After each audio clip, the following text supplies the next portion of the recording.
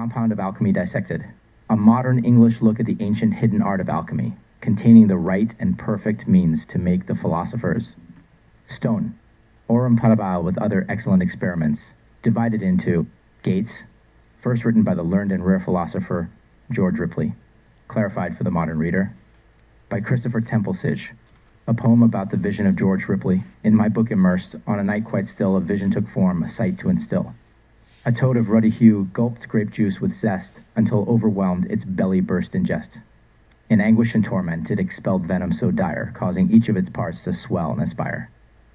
The venomous sweat trickled, tainting its den, from which sprouted a humor, golden and zen.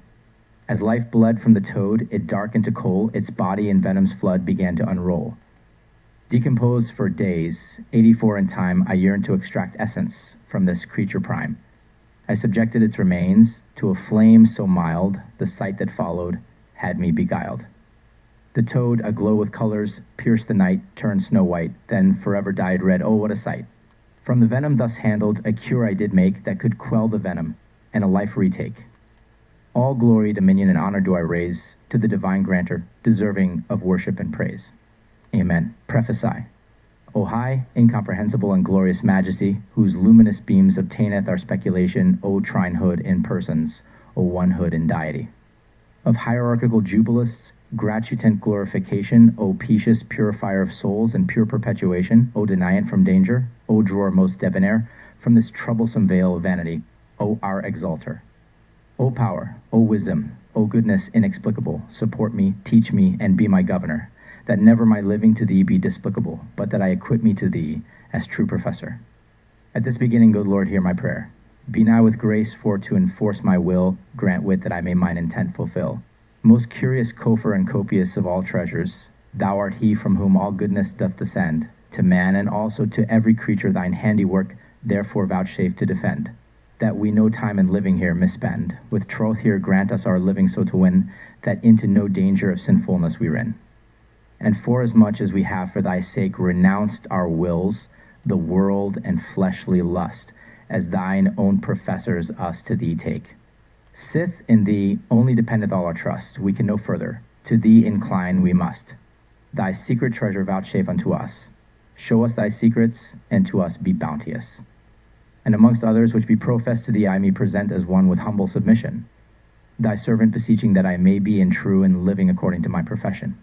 In order Chinon regular of Bridlington, beseeching thee, Lord, thou wilt me spare to thy true servants thy secrets to declare. In the beginning, when thou madst all of naught, a globous matter and dark under confusion, by him the beginning marvelously was wrought, containing naturally all things without division, of which in 6 days he made clear distinction. As Genesis appertly doth record, then heaven and earth were perfect by his word. So through his will and power, out of one mass confused, was made each thing that being is. But afore in glory as maker he was, now is and shall be without end. I was, and purified souls up to his bliss shall come a principle this may be one, for declaring of our precious stone. For as of one mass was made all thing, right so in our practice must it be, all our secrets of one image must spring, as in philosophers' books who list to see. Our stone is called the lesser world, 1 and 3, magnesia salts, sulfur, and mercury, proportionate by nature most perfectly. But many one marveleth and marvel may, and muse at such a marvelous thing. What is our stone? These philosophers say to such as ever be it in seeking fowls and fishes to us doth it bring every man it hath. And it is in every place, indeed me, and in each thing, time and space. To this I answer that mercury is IWAS, but not the common called quicksilver by name, but mercury without which nothing being is. All philosophers record and truly saying the same. But simple searchers putteth them in blame, saying they hid it, but they be blameworthy, which be no clerks in meddle with philosophy. But though it mercury be, yet wisely understand wherein it is, and where thou shalt it seech. Else I counsel thee, take not this work in hand, but listen to which is this, being to thee. Me, for truly I will thee teach, mercury most profitable, nothing deceivable. It is more near in some things than in some, therefore take heed what I to thee write, for I knowledge to thee never come, therefore yet shalt thou me not twite. For I will truly now thee excite to understand well Mercury's 3, the keys which of this a science be. Raymond his mensters doth them call, without which truly no truth is done. But 2 of them be superficial, the 3rd essential of sun and moon. Their properties I will declare right soon, and mercury of metals essential is the principle of our stone material. In sun and moon our menstru is not seen, it appeareth not by effect the sight that is the stone of which we mean. Whoso our writings conveyeth aright, it is a soul, a substance bright, of sun and moon a subtile influence, whereby the earth revieweth resplendence. For what is sun and moon, saith Avicen, but earth which is pure, white, and red, take from it the said clearness, and then that earth will stand but a little stead. The whole compound is called our lead, the quality of clearness from sun and moon doth come. These are our menstrues both all and some. Bodies with the first we calcine naturally perfect, but none which been unclean, except one which is usually named by philosophers the lion green. He is the mean sun and moon between, of winning tincture with perfectness, as Gibber hereunto beareth witness. With the second, which is an humidity vegetable, reviving that erst was dead, both principles materials must loosed be and formals.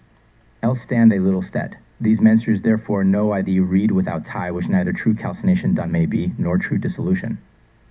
With the third humidity most permanent, incombustible, and unctuous in his nature, Hermes tree into ashes is burnt. It is our natural fire most sure.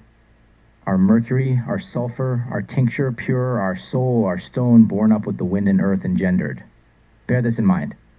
This stone also tell thee, I dare, is the vapor of metals potential. How thou shalt get it, thou must beware. For invisible truly is this menstrual by separation of elements, it may appear howbeit with the second water philosophical to sight, in form of water clear. Of this menstru by labor exuberate with it may be made sulfur of nature, if it be well and kindly actuate and circulate into a spirit pure, then to dissolve thou must be sure. Thy base with it in divers wise, as thou shalt know by thy practice.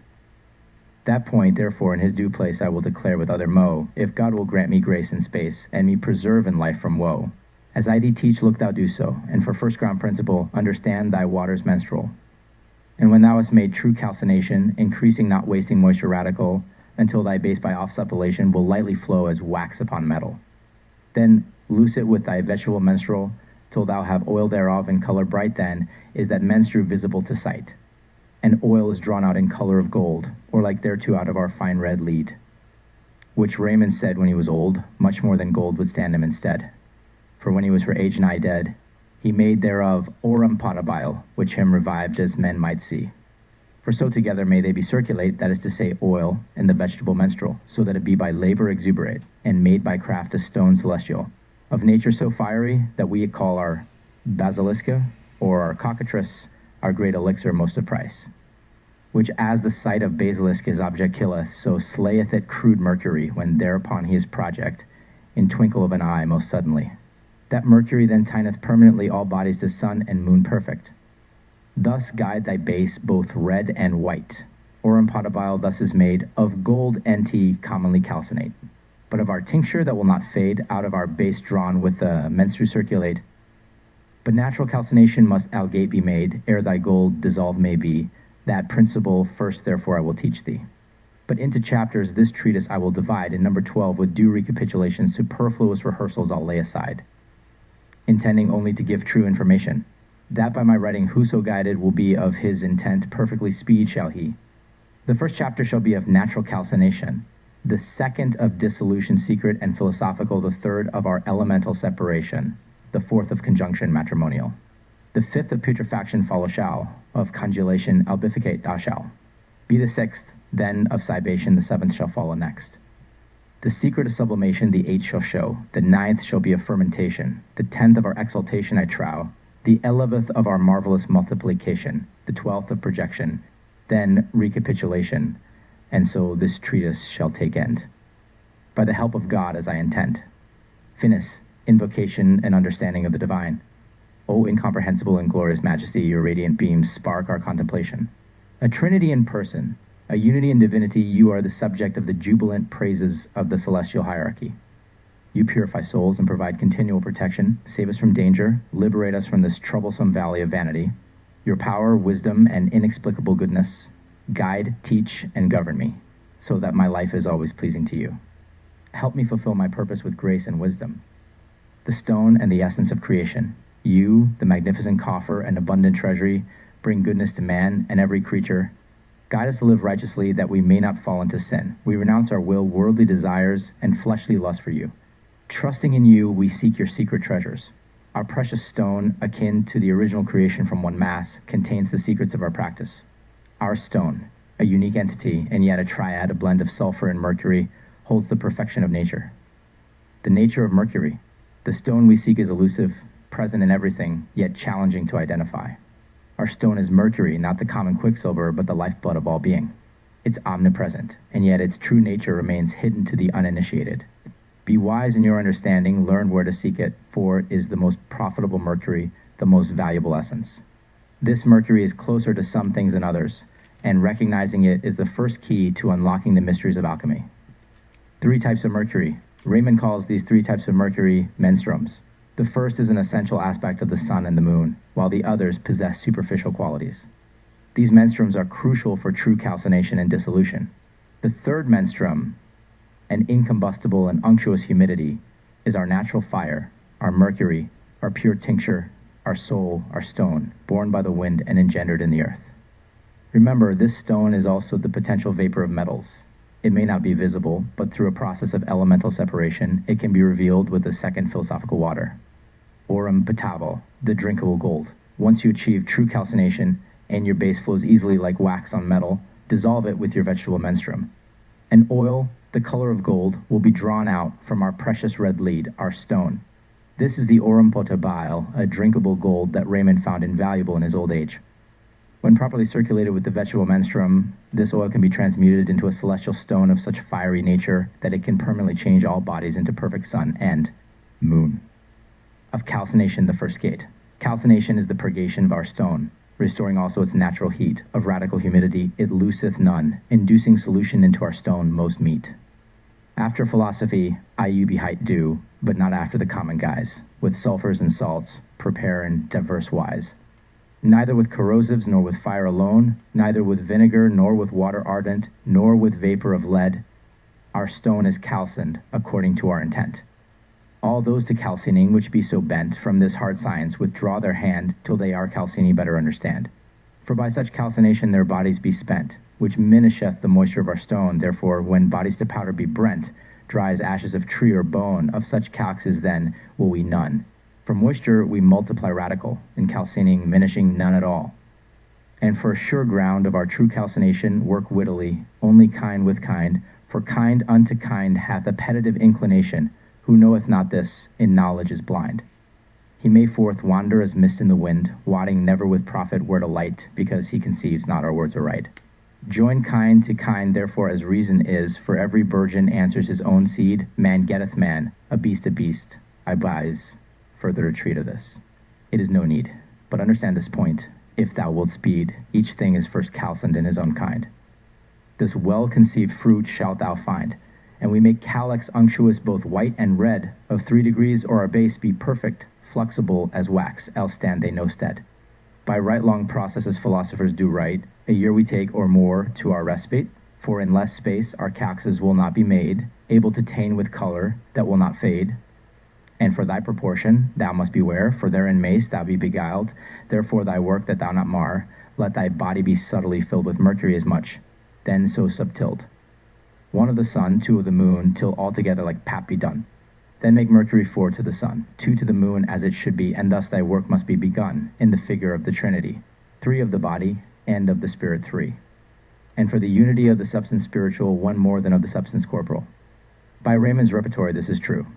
Proportion there who list to look, the same my doctor to me did show, but 3 of the spirit Bacon took, to 1 of the Bodhi, for which I awoke many a night ere I it wist. And both be true, take which you list. If the water also be equal in proportion to the earth, with heat in due measure, of them shall spring a new burgeon, both white and red and pure tincture, which in the fire shall ever endure. Kill thou the quick, the dead revive, make Trinity unite without any strife. This is the surest and best proportion, for there is least of the part spiritual, the better therefore shall be solution, than if thou did with water swall thine earth over glutting which loseth all. Take heed therefore to potter's loam, and make thou never to nesh thy womb. The loam behold how it tempered is, the mean also how it is calcined, and ever in mind look thou bear this, that never thine earth with water be suffocate, dry up thy moisture with heat most temperate. Help dissolution wi the moisture of the moon, and congelation with the sun, then hast thou done. 4 natures into the 5th, so shalt thou turn, which is a nature most perfect and temperate, but hard it is with thy bare foot to spurn against a bar of iron, or steel new actuate. For many do so which be infatuate, when they such high things take in hand, which they nowise do understand. In eggs, in vitriol, or in blood, what riches when they there to find, if they philosophy understood, they would not in working be so blind, gold and silver to seek out of kind. For like as fire of burning the principle is, so is the principle of gilding gold ibubis. If thou intend therefore to make gold and silver by craft of our philosophy, thereto neither eggs nor blood thou take, but gold and silver, which naturally calcined wisely and not manually. A new generation will forth bring, increasing their kind as doth everything. And if it true were that profit might be in things which be not metalline, in which be colors pleasant to see, as in blood, eggs, hair, urine, or wine, or in mean minerals digged out of the mine, yet must their elements be putrefied and separate, and with elements of perfect bodies be disposite. But first of these elements make thou rotation, and into water thine earth turn first of all, then of thy water make air by levitation, and air make fire. Then Master will I call thee of all our secrets great and small, the wheel of elements then canst thou turn about, truly conceiving our writings without doubt. This done, go backwards, turning the wheel again, and into thy water turn thy fire and on, air into earth, else laboureth thou in vain, for so to temperament is brought our stone. And nature's contrariwise 4 are made one, after they have 3 times been circulate, and also thy base perfectly consummate.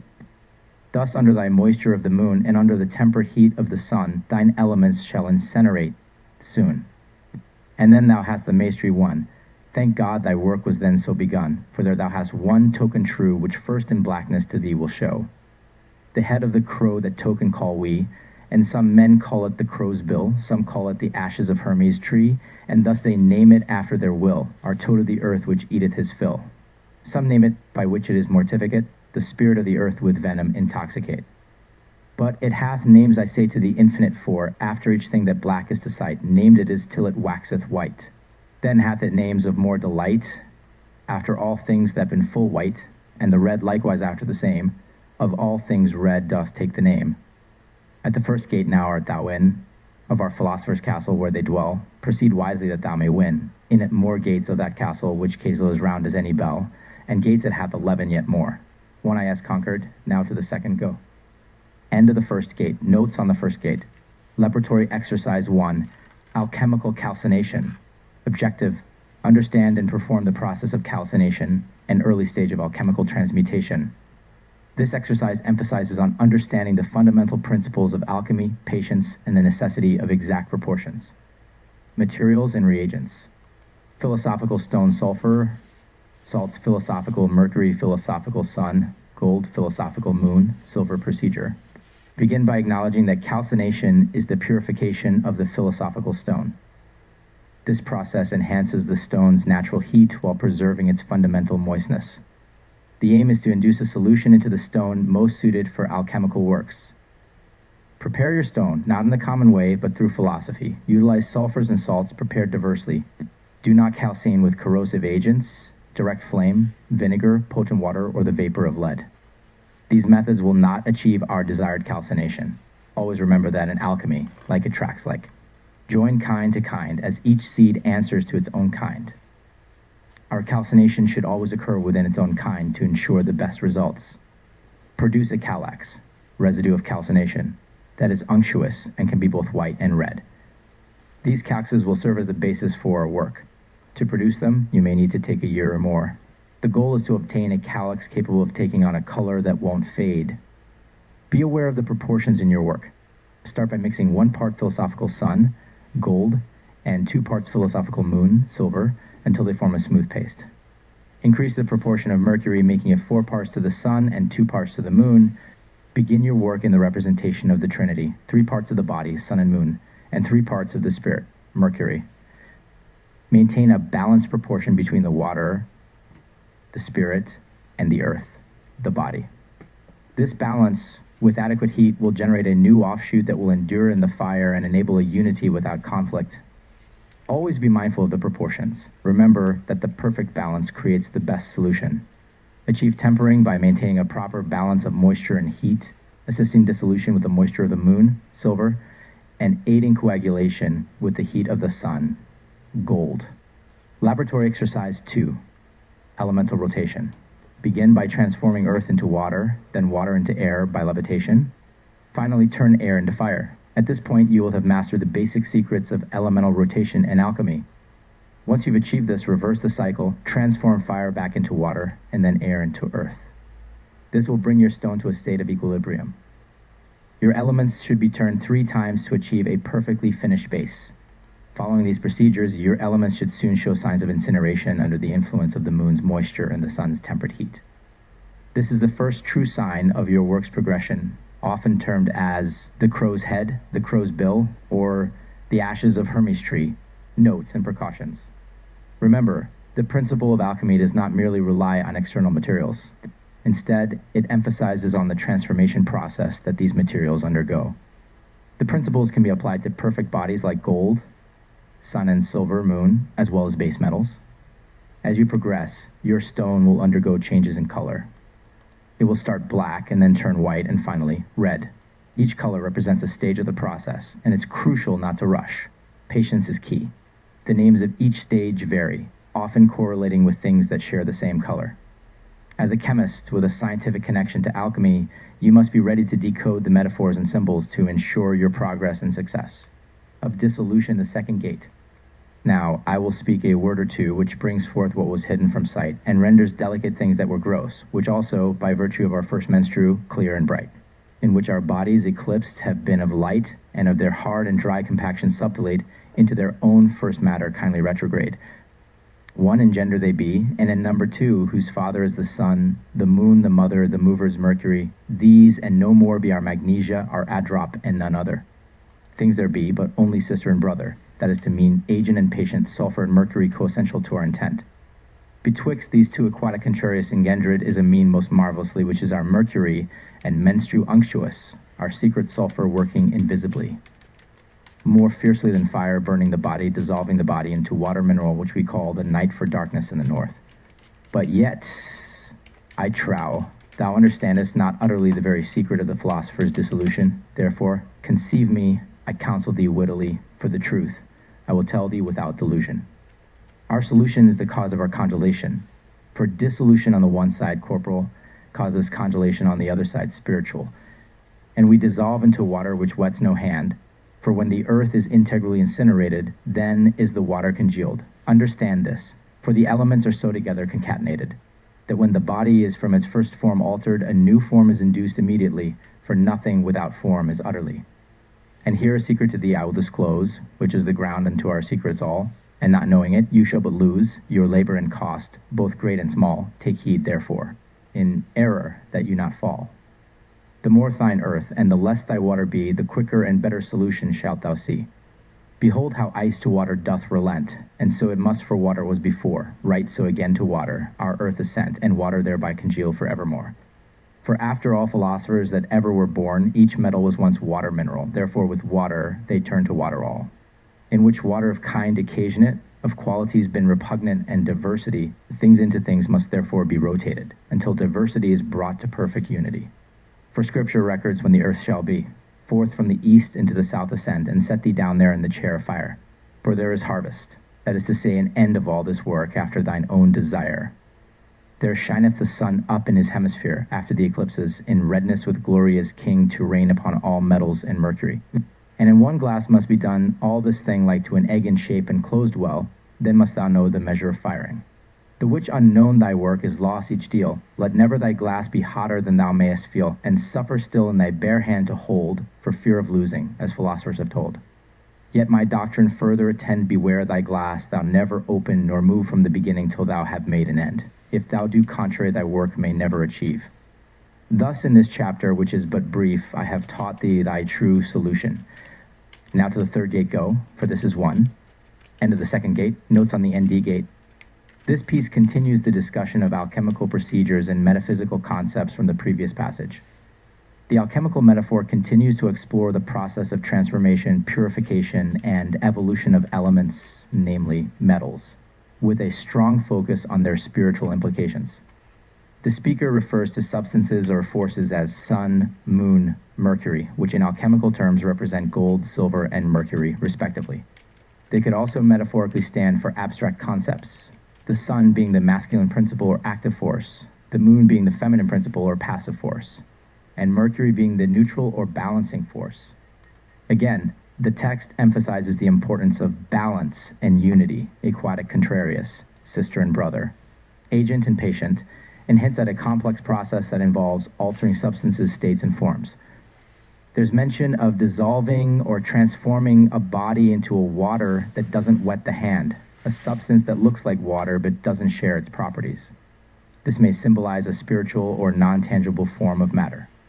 The speaker suggests that the more solid, earth, and the less fluid, water, the material, the quicker and better the solution. There's also a reference to the transformation of ice into water and vice versa, indicating state changes, and the fact that these metals were once in a different state, alluding again to their inherent potential for transformation. Like the first passage, the speaker suggests an east to south progression. This time, however, there's a sense of reaching a climax or completion. There is harvest, king to reign. This could be a metaphorical representation of achieving wisdom or enlightenment through the alchemical process.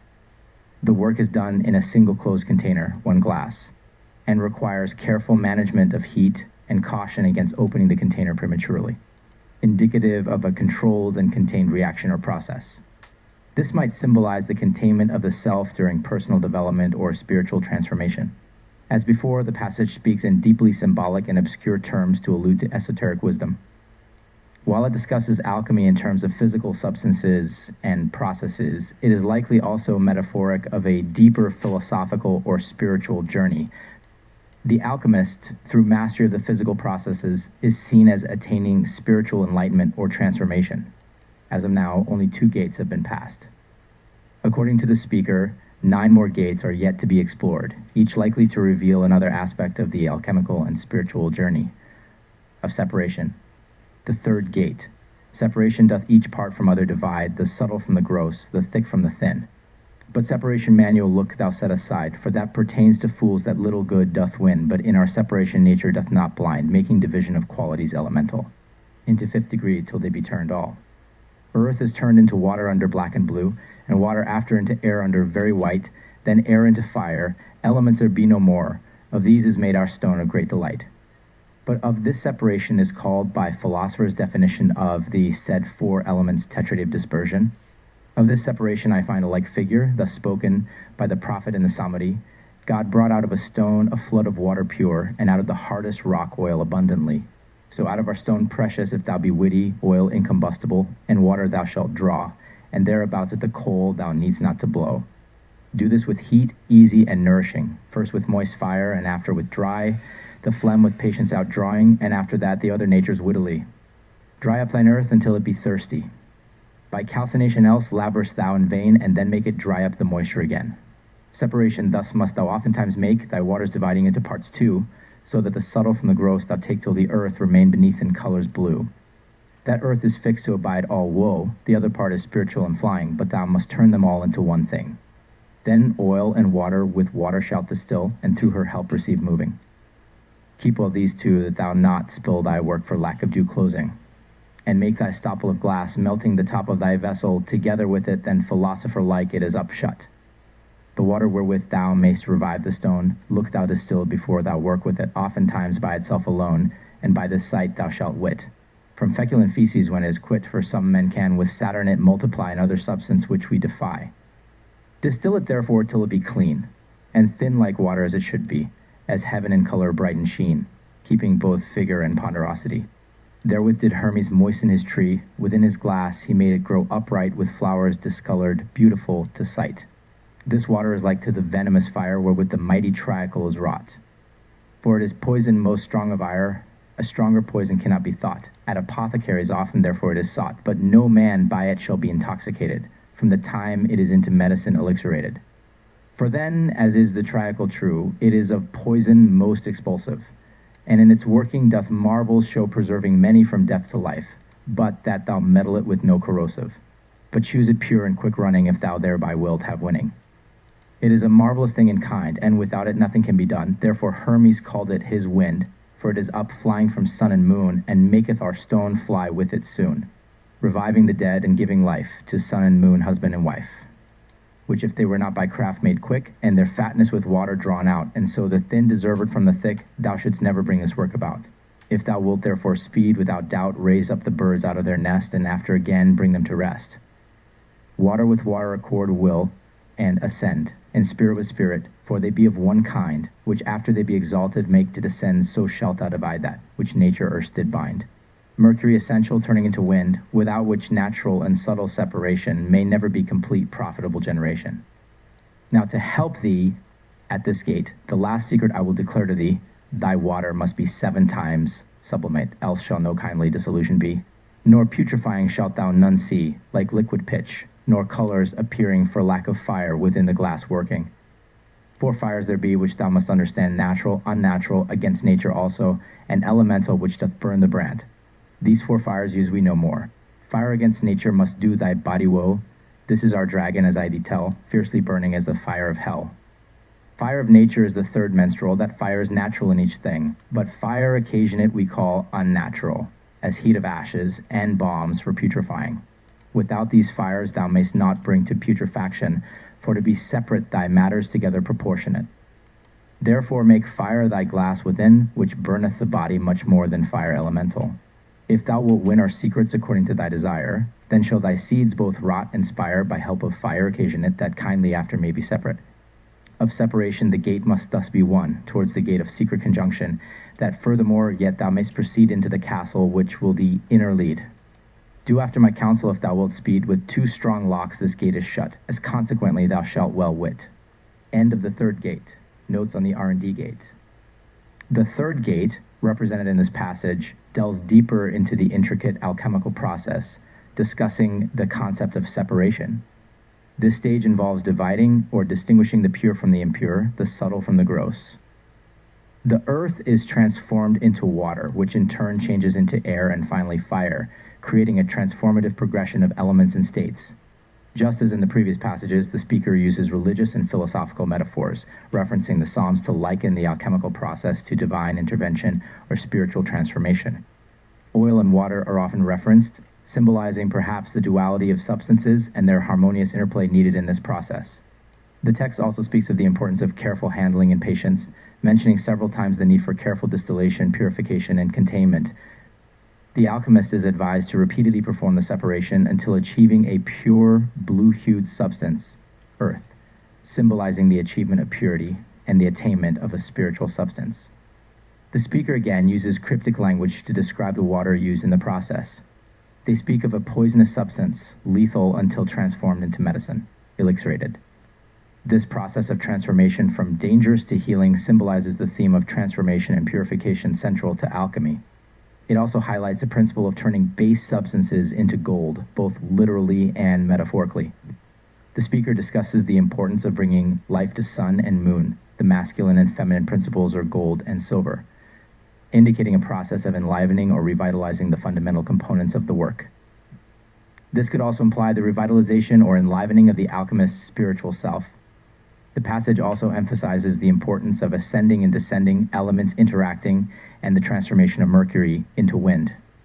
It hints at the alchemical principle of solve et coagula, or dissolve and coagulate, which is about breaking down substances and reforming them, analogous to the cycle of death and rebirth or transformation. Finally, the speaker discusses 4 types of fires: natural, unnatural, against nature, and elemental. These are possibly metaphorical representations of transformative energies or processes within the alchemical work, again hinting at the duality and balance of forces in nature and spiritual development. As the speaker guides the reader towards the next gate, the metaphorical journey deepens further, providing more obscure and esoteric wisdom. These gates represent stages of both the alchemical process and the spiritual transformation the alchemist undergoes. Through mastering these physical processes, the alchemist is also expected to achieve spiritual enlightenment or transformation. Of conjunction, the 4th gate. After the chapter of natural separation, by which the elements of our stone dissevered be, the chapter here followeth of secret conjunction, which nature's repugnant joineth to perfect unity. And so them knitteth that none from others may fly, when they be fire shall be examined, they be together so surely conjugate. And therefore, philosophers gave this definition, saying, this conjunction is nothing else but of principles a co-equation as others tells. But some men with Mercury, the apothecary, sells metal bodies which cannot divide their matter, and therefore they slip aside. For until the time the soul be separate and cleansed from his original sin with the water, and thoroughly spiritualize the true conjunction, mayst thou never begin. Therefore the soul first from the body twined, then of the corporal part, and of the spiritual the soul shall cause conjunction perpetual.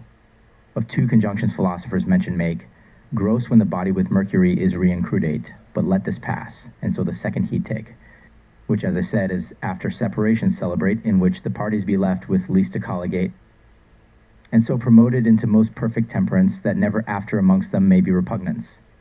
Thus causes separation true conjunction to be had, of water and air with earth and fire, but that each element into other may be led, and so abide forever to thy desire. Do as do daubers with clay or mire, temper them thick, and make them not too thin, so do up drying, thou shalt the rather win. But manners there be of our conjunction three. The first is called by philosophers diptative, the which betwixt the agent and patient must be, male and female, Mercury and sulfur, vive matter and form. Thin and thick to thrive, this lesson will help thee without any doubt, and our conjunction truly to bring about. The second manner is called triptative, which is conjunction made of things three, of body, soul, and spirit, that they may not strive, which trinity thou must bring to unite. For as the soul to the spirit the bond must be, right so the body the soul to him must knit, out of thy mind let not this lesson flit. The third manner, and also the last of all, four elements together which join to abide, tetraptative certainly philosophers do it call, and especially Guido de Montaigne, whose same goeth wide. And therefore in most laudable manner this tide in our conjunction four elements must aggregate in due proportion, which first asunder were separate. Therefore, like as the woman hath veins 15, and the man but 5 to the act of their secundity, required in our conjunction first, so must the man, our son, have of his water 3 and 9 his wife. Which 3 to him must be, then like will joy have for to dwell, more of conjunction we needeth not to tell. This chapter I will conclude right soon, therefore, gross conjunction charging thee to make but one, for seldom have strumpets children of them born, and so thou shalt never come out by our stone. Without thou let the woman lie alone, that after she once have conceived of the man, her matrix be shut up from all other than. For such as add evermore crude to crude, opening their vessel, letting their matters keel, the sperm conceived they nourish not, but delude themselves, and spill their work each deal. If thou therefore have a list to do well, close up thy matrix, and nourish the seed with heat continual, and temper it if thou wilt speed. And when thy vessel hath stood by 5 months, and clouds and eclipses be past each one, the light appearing, increase thy heat then below, until thou canst open thy glass anon, and see thy child which is now born, with milk and meat aye, more and more. For now bath moist and dry is so contemperate, that of the water earth hath received impression, which never, after that, asunder may be separate, and right so water to earth hath given ingression, that both together two dwell have made profession, and water of earth hath purchased a retentive, they four make one, never more to strive. Thus in two things all our intent doth hang, in dry and moist, which be contraries to, in dry, that it the moist affixing bring, in moist, that it give liquefaction to the earth also. Then of them thus a temperament may forth go, a temperament not so thick as the body is, neither so thin as water with rent miss. Loosing and knitting thereof be principles two of this hard science, and poles most principal, howbeit that other principles be many more, as shining fanes, which show I shall. Proceed therefore unto another wall of this strong castle of our wisdom, that in at the fourth gate thou mayst come. End of the fourth gate. Notes on the fourth gate. The alchemical union, conjunction of elements. In the previous chapter we explored the natural separation of the elements in our pursuit of the philosopher's stone. Now we move toward the secret of conjunction, where nature's opposing forces come together in perfect unity. This union binds them so inseparably that they shall never part when subjected to the fire of examination. The philosophers describe this conjunction as the co-equation of principles, a merging of elemental essences. However, it is crucial to differentiate between genuine alchemy and the mere meddling of substances from apothecaries, which cannot lead to the desired outcome. True alchemy requires the soul to be purified from its original sin and spiritually elevated through the cleansing waters before the process of conjunction can truly begin. There are two main types of conjunctions that philosophers mention: the gross conjunction and the subtle conjunction. The gross conjunction involves the reincrudation of the body with Mercury. While we shall not dwell on this, we will instead focus on the subtle conjunction that takes place after the natural separation, where the elements are left in a state of least repugnance. ready to be united. To achieve this, we must temper the elements, just as a skilled dauber tempers clay or mire. It is crucial to balance the elements' thickness and avoid making them too thin. Through this tempering process, we bring the elements into the most perfect state of temperance, where they harmoniously interact and blend. 3 manners of conjunctions are essential for our spiritual alchemical work. 1. The datative conjunction. This involves the blending of male and female, mercury and sulfur, matter and form. It requires a precise balance of thin and thick components to thrive. 2. The triptative conjunction. Here, we seek to unite body, soul, and spirit, forming a trinity of unison where each component complements the others. The body must be linked with the soul, just as the soul is bonded with the spirit. 3. The tetraptative conjunction.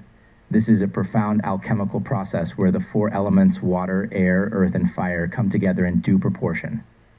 Each element must be adequately represented, just as the woman has 15 veins, and the man has 5 in the act of their generative power.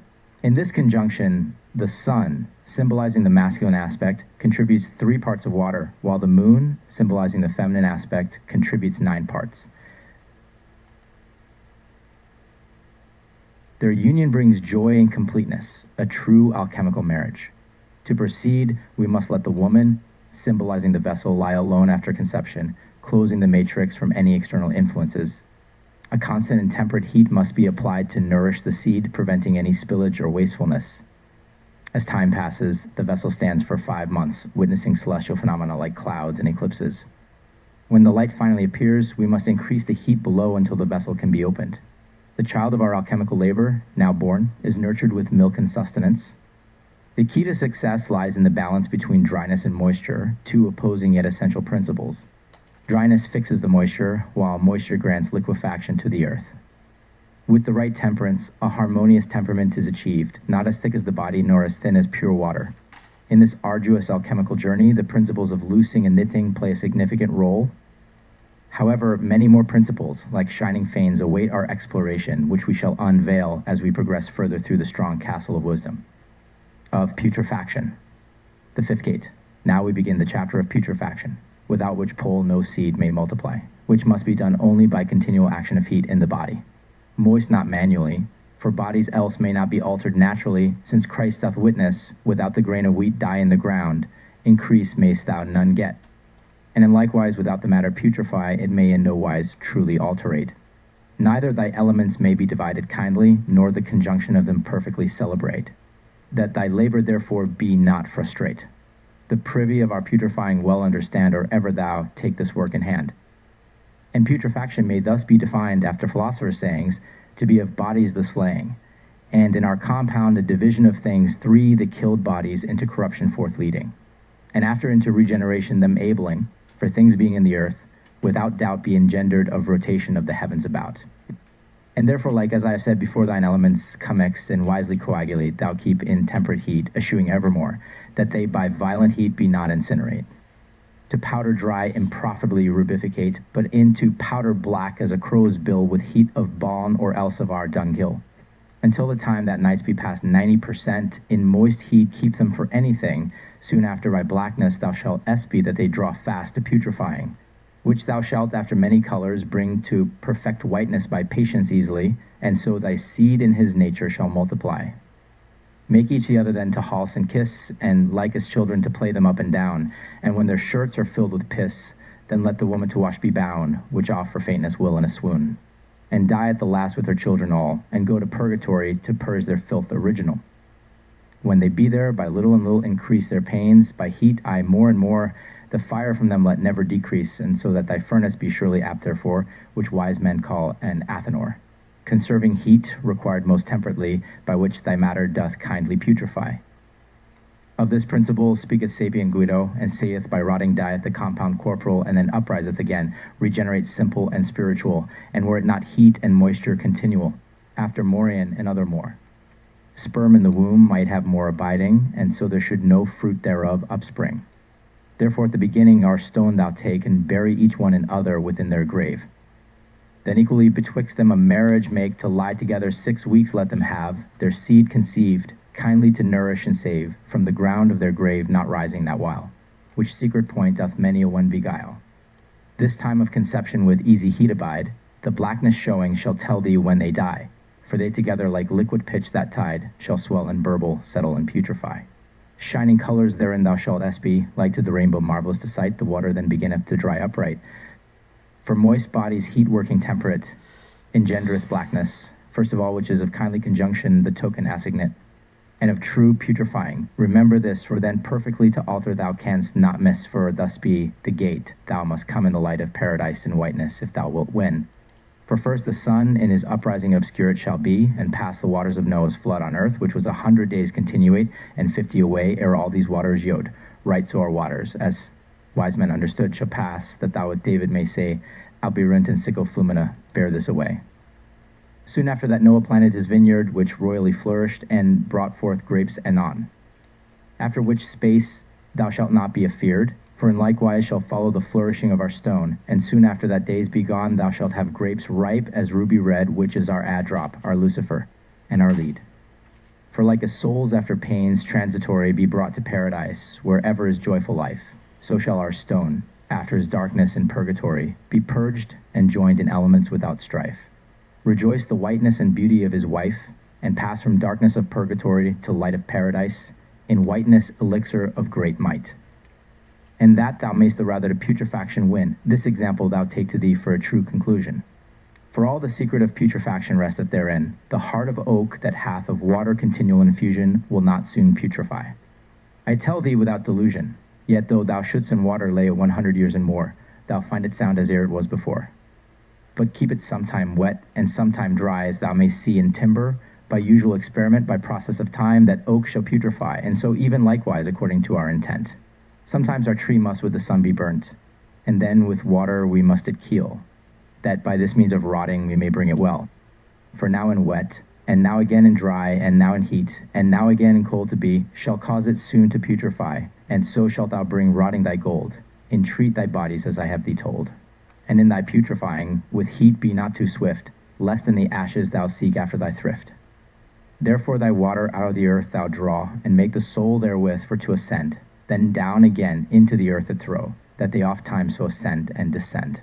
From violent heat and sudden cold defend thy glass, and make thy fire so temperate that by the sides the matter be not vitrificate. And be thou wise in choosing of the matter, metal with no salts, sulfurs, nor mean minerals, for whatsoever any worker to thee doth clatter. Our sulfur and our mercury been only in metals, which oils and water some men them calls, fowls and birds, with other names many one, because that fool should never know our stone. For of this world our stone is called the ferment, which moved by craft, as nature doth require in his increase, shall be full opulent, and multiply his kind, after thine own desire. Therefore, if God vouchsafe thee to inspire, to know the truth, and fancies to eschew like unto thee, and riches shall be but few. But many men be moved to work after their fantasy in many subjects in which be tinctures gay, both white and red, divided manually to sight. But in the fire they fly away, such break pots and glasses day by day, and poisoning themselves and losing their sights with odors, smokes, and watching up by nights.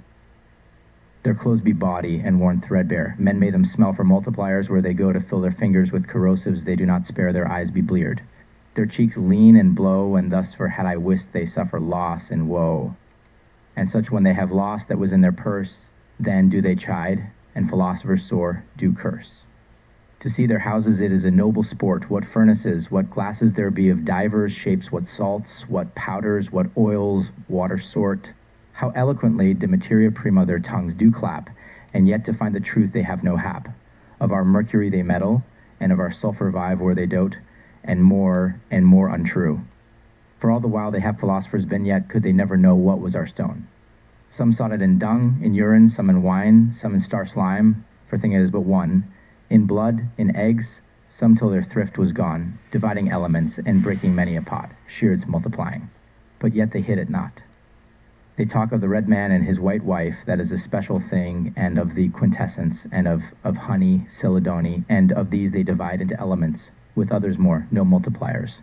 But philosophers called will they be, which natural philosophers did never read nor see. This fellowship knoweth our stone right well. They think them richer than is the king. They will him help. He shall not fail France for to win a wondrous thing. Thy holy cross home they will bring. And if the king were prisoner I take, right soon his ransom would they make. A marvel it is that Westminster Kirke to the which these philosophers do much haunt, since they can so much riches work as they make boast of an avant, drinking daily the wine at due taunt, is not made up perfectly at once, for truly it lacketh yet many stones. Fools do follow them at the tail, promoted to riches weening to be. But will you hear what worship and avail they win in London, that noble city? With silver maces, as you may see, sergeants awaiteth on them each hourly, so been they men of great honor. Sergeants seek them from street to street, merchants and goldsmiths lay after them watch, that well is him that with them may meet, for great advantage that they do catch, they hunt about as doth they. Brach, weening to win so great treasure, that ever in riches they shall. Some would catch their goods again, and some more good would adventure, some for to have would be full fain of £10 one, I you ensure. Some which have lent without measure their goods, and be with poverty clad, to catch a noble would be full glad. But when sergeants do them arrest, their partners be stuffed with Paris balls, or with signets of St. Martin's at the least. But as for money, it is pissed against the walls, then be they led as well them befalls, to Newgate or Ludgate as I you tell, because they shall in safeguard dwell. Where is my money become, saith one, and where is mine, saith he, and he. But will you hear how subtle they be anon, in answering, that they be excused be? Saying, of our elixirs robbed be we, else might we have paid you all your gold, though it had been more by tenfold. And then their creditors they flatter so, promising to work for them again in right short space the elixirs too. Doting the merchants that they be fain to let them go, but ever in vain they work so long, till at the last they be again in prison cast. If any of them ask why they be not rich, they say they can make fine gold of tin, but he say they may surely swim the ditch which is upholden by the chin. We have no stock, therefore may we not win, which if we had, we would soon work enough to finish up Westminster Kirk. And some of them be so devout, they will not swell out of that place. For there they may without doubt do what them list of their solace. The archdeacon is so full of grace, that if they bless him with their cross, he forceth little of other men's loss. And when they then sit at the wine, these monks, they say, have many a pound. Would God, saith one, that some were mine, yet care away, let the cup go round. Drink on, saith another, the mean is found. I am a master of that art, I warrant us we shall have part. Such causeth monks evil to doon, to waste their wages through their dotage. Some bringeth a mazer, some a spoon. Their philosophers giveth them such homage, behiding them winning with damage a pound for a penny at the least again, and so fair promises make fools feign. A royal medicine 1 upon 12, they promise them thereof to have, which they could never for themselves yet bring about. So God me save, beware such philosophers no man deprave, which help these monks to riches so in threadbare coats that they must go.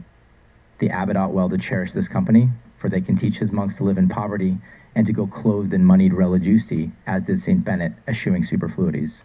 Easing them also of the ponderosity of their purses, with pounds so aggravate, which by philosophy be now alleviate. Lo, whoso meddleth with this rich company, great boast of their winning they may make, for they shall reap as much by their philosophy as they of the tail of an ape can take. Beware therefore for Jesus' sake a meddle with no thing of great cost, for if thou do, it is bust lost. These philosophers, of which I spake before, meddle and blunder with many a thing, running in errors ever more and more for lack of true understanding, but like always forth, bring so hath God ordained in every kind. Would Jesus they would bear this in mind. They ween of a nettle to have a rose, or of an elder to have an apple sweet. Also, that wise men their goods should loose, trusting such laurels when they them meet, which say our stone is trodden under feet, and maketh them vile things to distill, till all their houses with stench they fill.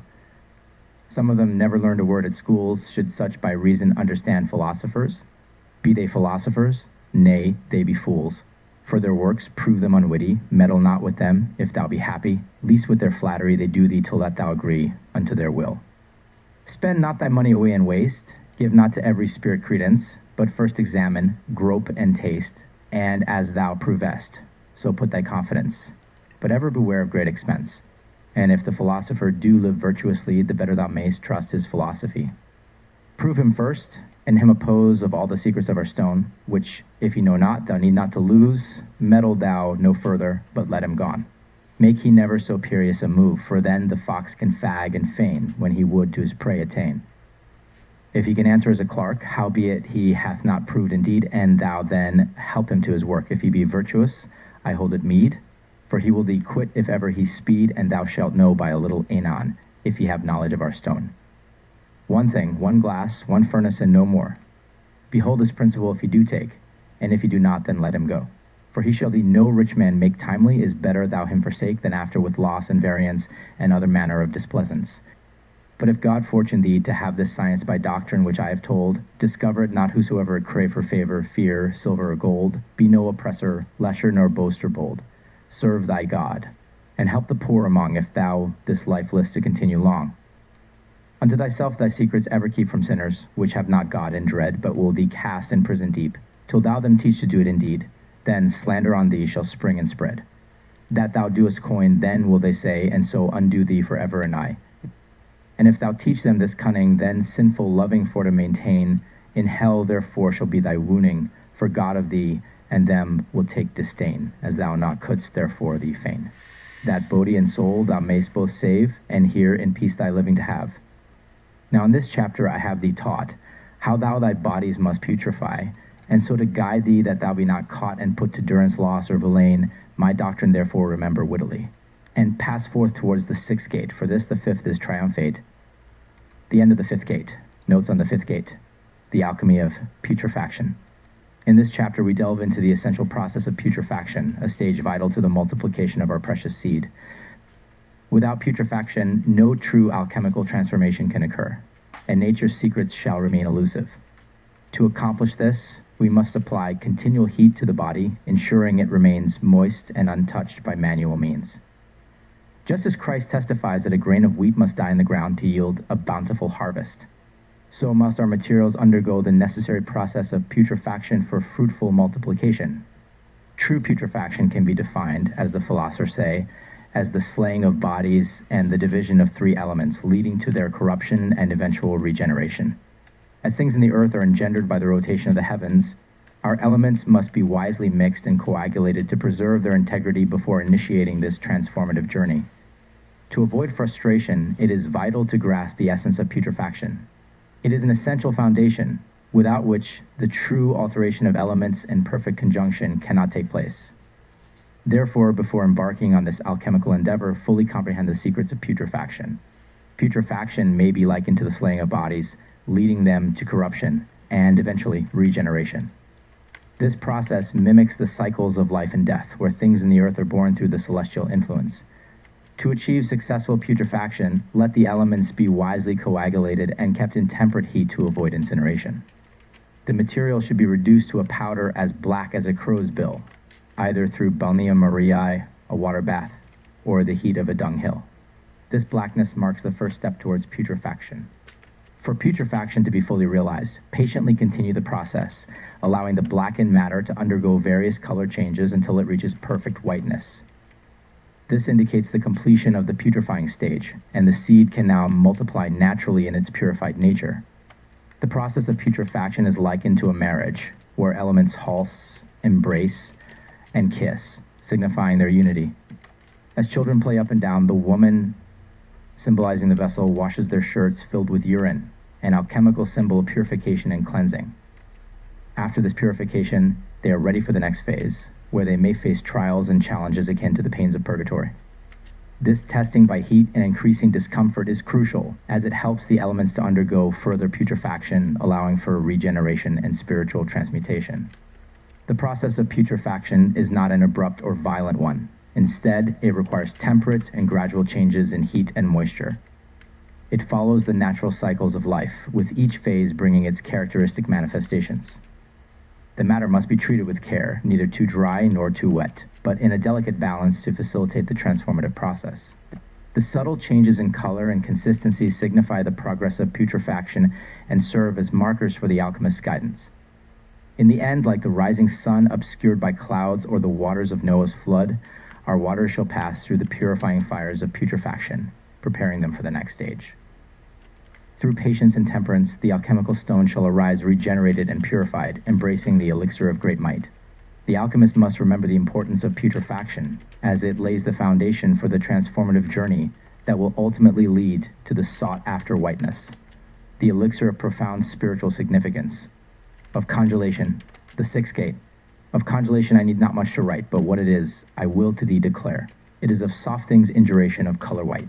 And confixation of spirits which flying are how to congeal, he needeth not much to care, for elements will knit together soon, so that putrefaction be kindly done.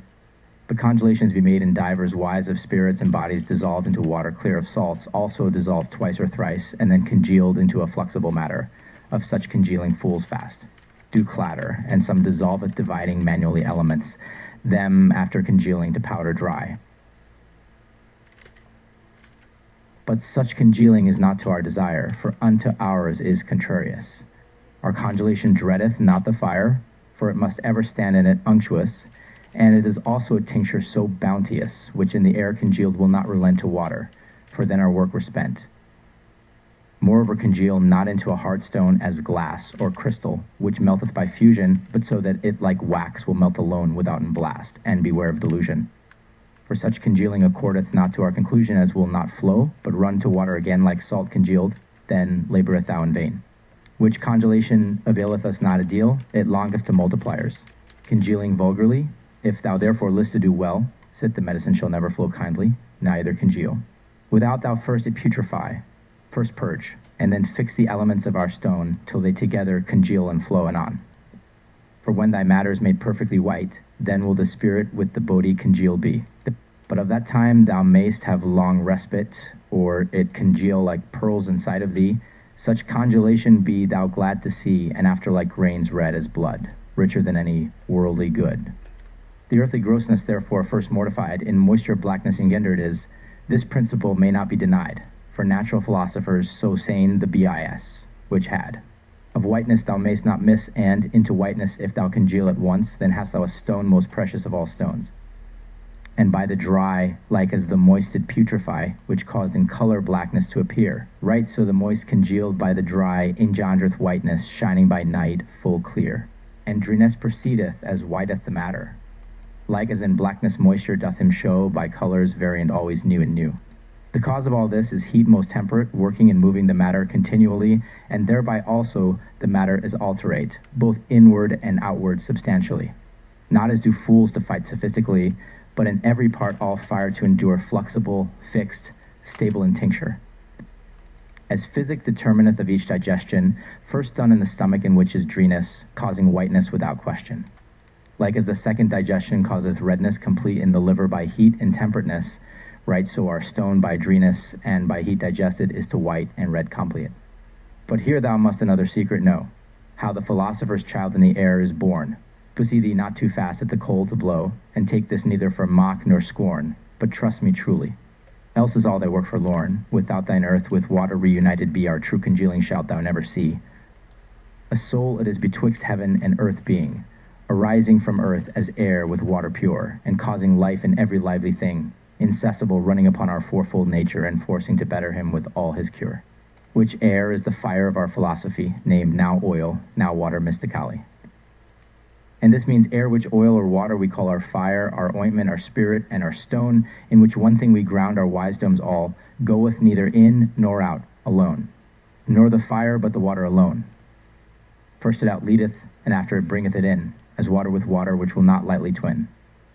And so may water only our water mean, which moving causeth both death and life, and water to water doth kindly cleave without repugnance or any strife, which water to fools is nothing rife. Being of the kind, without doubt of the spirit, called water and leader out. And water is the secret and life of everything that is of substance in this world I found, for of water each thing hath his beginning, as showeth in women when they shall be unbound by water, which passeth before it all be found called alvean, first from them running with grievous throes before their childing.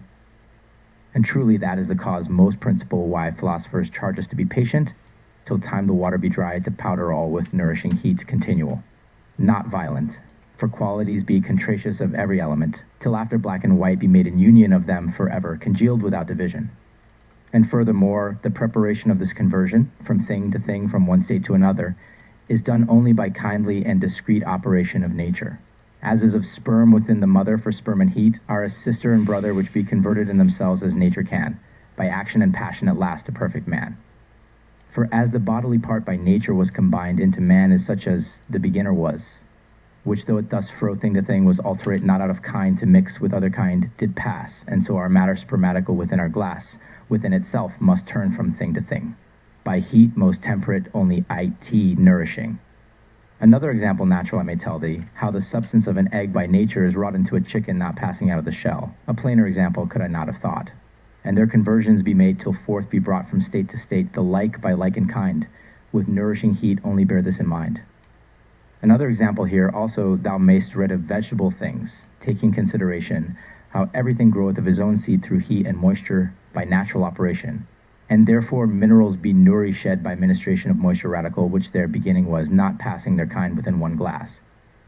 There we them turn from thing to thing again, into their mother the water when they go, which principle unknown, thou laborest in vain. Then all is sperm, and things there be no more but kind with kind in number two, male and female, agent and patient, within the matrix of the earth most orient. And these be turned by heat from thing to thing within one glass, and so from state to state, until the time that nature doth them bring into one substance of the water regenerate, and so the sperm with his kind is alterate, able in likeness his kind to multiply, as doth in kind all other things naturally. In the time of this said process natural, while that the sperm conceived is growing, the substance is nourished with his own menstrual, which water only but out of the earth did spring, whose color is green in the first showing, and from that time the sun hideth his light, taking his course throughout the north by night. The said menstrual is, I say to thee in counsel, the blood of our green lion, and not of vitriol. Dame Venus can the truth of this thee tell at the beginning, to counsel, if thou her call. This secret is hid by philosophers great and small, which blood drawn out of the green lion for lack of heat had not perfect digestion. But this blood, called our secret menstrual, wherewith our sperm is nourished temperately when it is turned into the feces corporal, and so become white perfectly and very dry, congealed and fixed into his own body, then decoct blood to sight it may well seem, of this work named the milk-white diadem. Understand now that our fiery water, thus actuate, is called our menstrual water, wherein our earth is loosed and naturally calcinate by congelation that they may never twin, but yet to congeal more water, thou may not lineate, into 3 parts of the actuate water say it afore, with the 4th part of the earth congealed no more.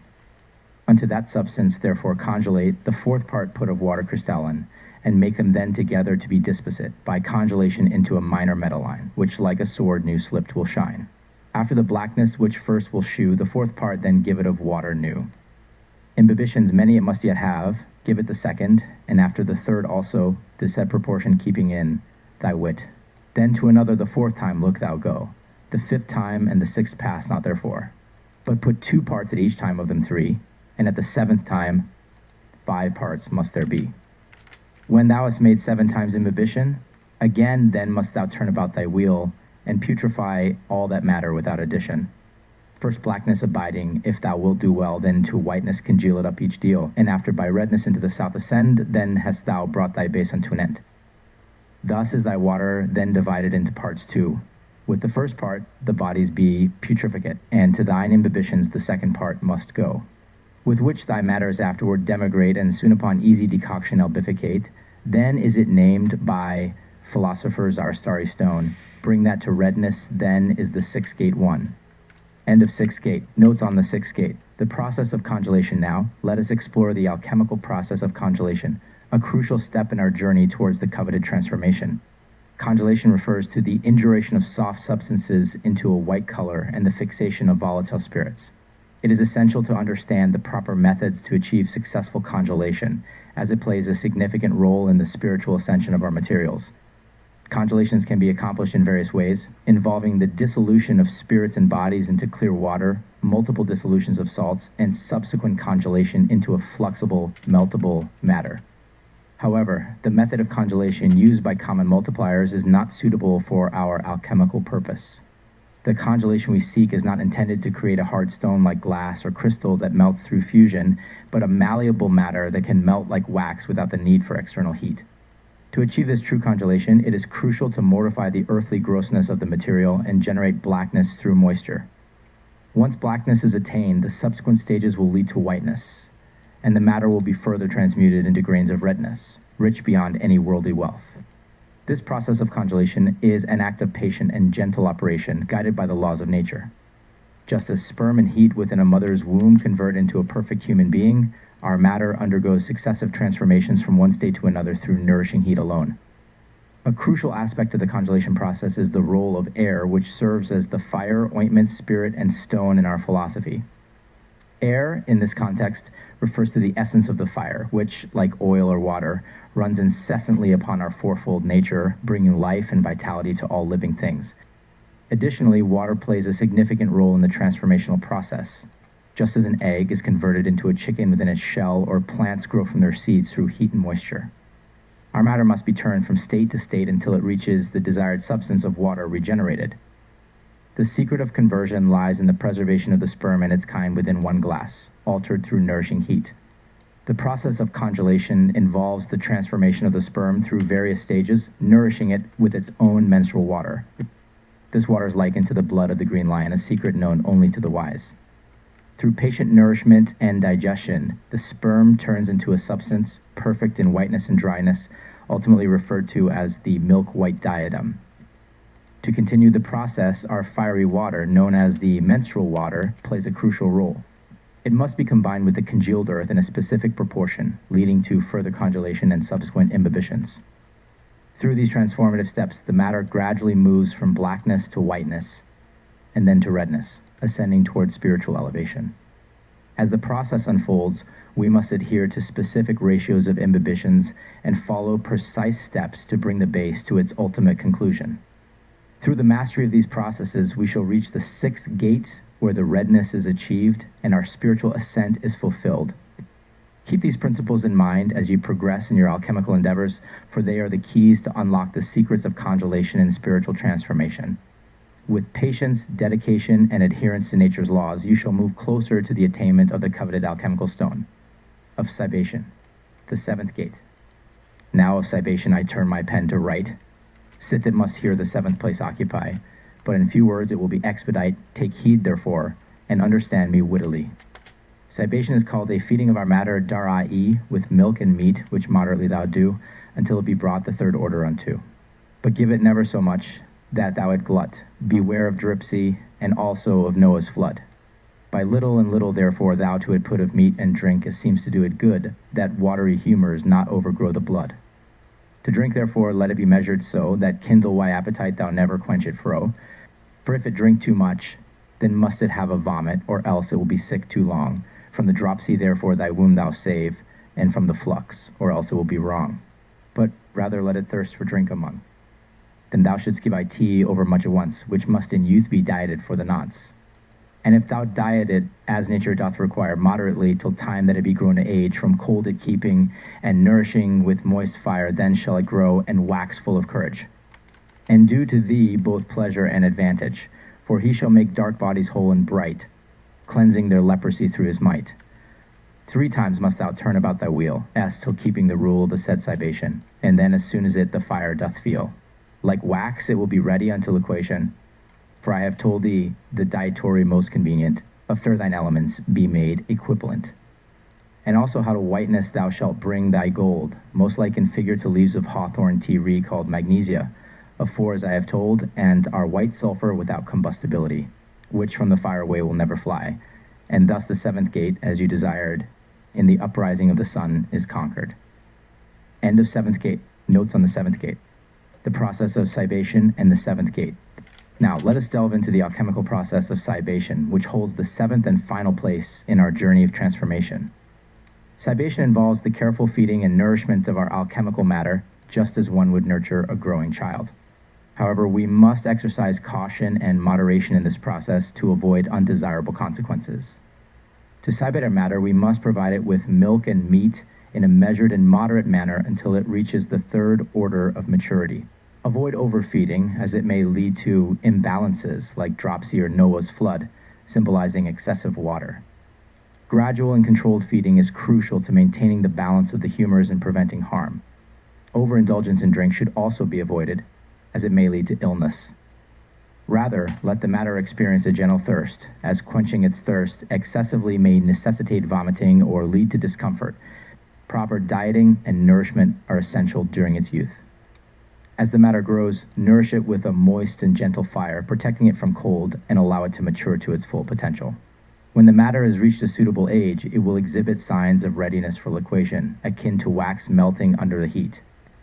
Throughout this process, ensure that the rule of cibation is strictly followed, turning the wheel 3 times. This careful feeding, combined with the equilibrium of the elements, will lead to the achievement of whiteness in your material. Whiteness, in its final stage, will resemble the figure of hawthorn leaves, known as magnesia, as mentioned earlier. Our white sulfur, the emblem of this transformation, will possess the quality of being non-combustible and will not flee away from the fire.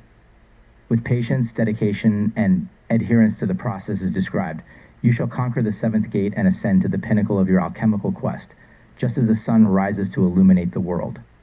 Keep in mind the vital importance of each step in this transformative journey, and always remember to nurture and care for your alchemical matter, just as you would care for a precious living being. The final gate is before you, and with the right knowledge and application, you shall reach the desired outcome in the art of alchemy. Of sublimation. The 8th gate. Here of our sublimation, a word of 2 I have to speak, which the 8th gate is, fools do sublime, but sublime thou not so, for we sublime not as they do YWIs. To sublime truly, therefore, thou shalt not miss, if thou canst make thy bodies first spiritual, and then thy spirits, as I have taught thee, corporal. Some do mercury from vitriol and salt sublime, and other spirits from scales of iron and steel, from eggshells calcined, and from quicklime. And in their manner yet sublime they write well. But such subliming accordeth never a deal to our intents, for we sublime not so. To true subliming therefore, now will I go. In sublation first beware of one thing, that thou sublime to the top of the vessel not. For without violence thou shalt it not down bring again, but there it will bide and dwell. So it rejoiceth with refrigeration I thee tell, keep it therefore with temperature heat down full 40 days, till it wax black and brown. For then the soul beginneth to come out from his own Venus. For all that subtil is will with the spirit ascend without in doubt. Bear in thy mind therefore and think on this. How here eclipsed been thy bodies, as thou do putrefy, subliming more and more into water, until they be all up above. And thus their venum, when they have spewed out into the water, then black it doeth appear, becoming spiritual each deal without doubt, subliming easily in our manner into the water, which doth him bear. For in the air our child must thus be bore of the water again, as I have said before.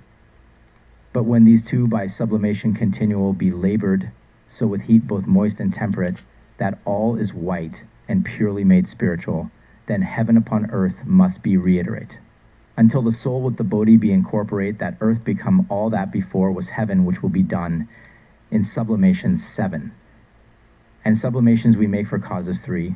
The first cause is to make the body spiritual. The second is that the spirit may corporal be, and become fixed with it, and consubstantial. The third cause is that from his filthy original he may be cleansed, and his saltness sulphureous may be mingled in him, which is infectious. Then when they thus together depured be, they will sublime up whiter than snow.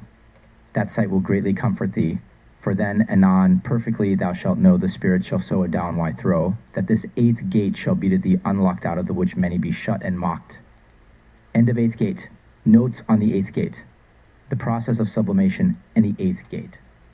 Now let us delve into the alchemical process of sublimation, which holds the 8th and crucial gate in our quest for transformation.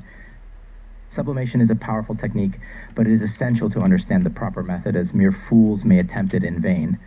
True sublimation requires a spiritual transformation of the bodies and spirits involved.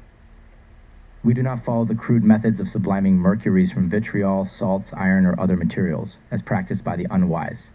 Our sublimation is far more profound and aligned with the higher purpose of alchemy. When sublimating, beware of pushing the matter to the top of the vessel, as it will not return without violence. Rather, maintain a gentle and controlled heat, keeping it down for 40 days until it turns black and brown. This process allows the soul to be released from its base nature and ascend with the spirit. As you putrefy and sublime, your bodies will be eclipsed and become black as they release their venoms into the water. The spiritualization of the matter occurs as you sublimate it more and more, eventually transforming it into a watery state. The sublimated matter, now purely spiritual, is ready to undergo a second sublimation where heaven is reiterated upon the earth. This is achieved through a series of 7 sublimations, which serve 3 primary causes. The first cause is to make the body spiritual, refining it to a higher state. The second cause is to make the spirit corporal and conjoined with the body, forming a fixed and consubstantial union. The third cause is to cleanse the matter from its impurities and to incorporate the saltness and sulfur, rendering it fit for the next stages of transformation. Through these processes, the matter will sublime up whiter than snow, signifying its purity and readiness for further refinement. This sight will bring great comfort and assurance, as you will know that the spirits have been refined and prepared for the next steps. At this stage, you shall unlock the 8th gate, which is a significant milestone in the alchemical journey. Many seekers are barred from progressing further, but with knowledge and dedication, you will transcend and reach the higher stages of alchemy, unveiling the secrets hidden from the uninitiated. Of fermentation, the 9th gate. True fermentation few workers understand. That secret, therefore, I will expound to thee. I traveled through truly many a land, ere ever I might find any that would tell it me. Yet as God would, evermore blessed be he. At the last I came to the knowledge thereof. Take heed, therefore, what I thereof do right. Fermentation in divers manners be done, by which our medicine must be perpetuate into clear water. Some looseth sun and moon, and with their medicines make them to be congelate. Which in the fire, when they be examinate, may not abide, nor alter with complement, for such fermenting is not to our intent. But yet more kindly some other men doon, fermenting their medicines in this wise, in mercury dissolving both sun and moon, till time with spirit they will arise, subliming them together twice or thrice. Then fermentation therewith they make, that is a way, but yet we it forsake. Some others there be which have more hap, to touch the truth in part of fermenting. They amalgame their bodies with mercury like pap, then thereupon their medicines relenting. These of our secrets have some hinting, but not the truth with perfect complement, because they neither putrefy nor alter their ferment. That point therefore I will disclose unto thee. Look how thou didst with thine imperfect body, do so with thy perfect bodies in each degree, that is to say, first thou them putrefy, their former qualities destroying utterly, for this is wholly to our intent, that first thou alter before. To thy compound make ferment, which ferments being only of the 4th part sun and moon. If thou therefore be master of this art, thy fermentation let thus be done, fix water and earth together soon.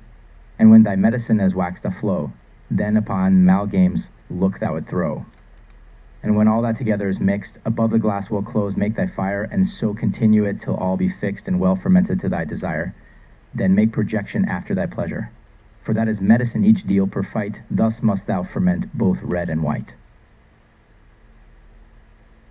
For like as flour of wheat made into paste requireth ferment, which leaven we call of bread. That it may have the kindly taste and become food to man and woman cordial right, so thy medicine ferment, thou shalt that it may taste of the ferment pure out all assays forever to endure.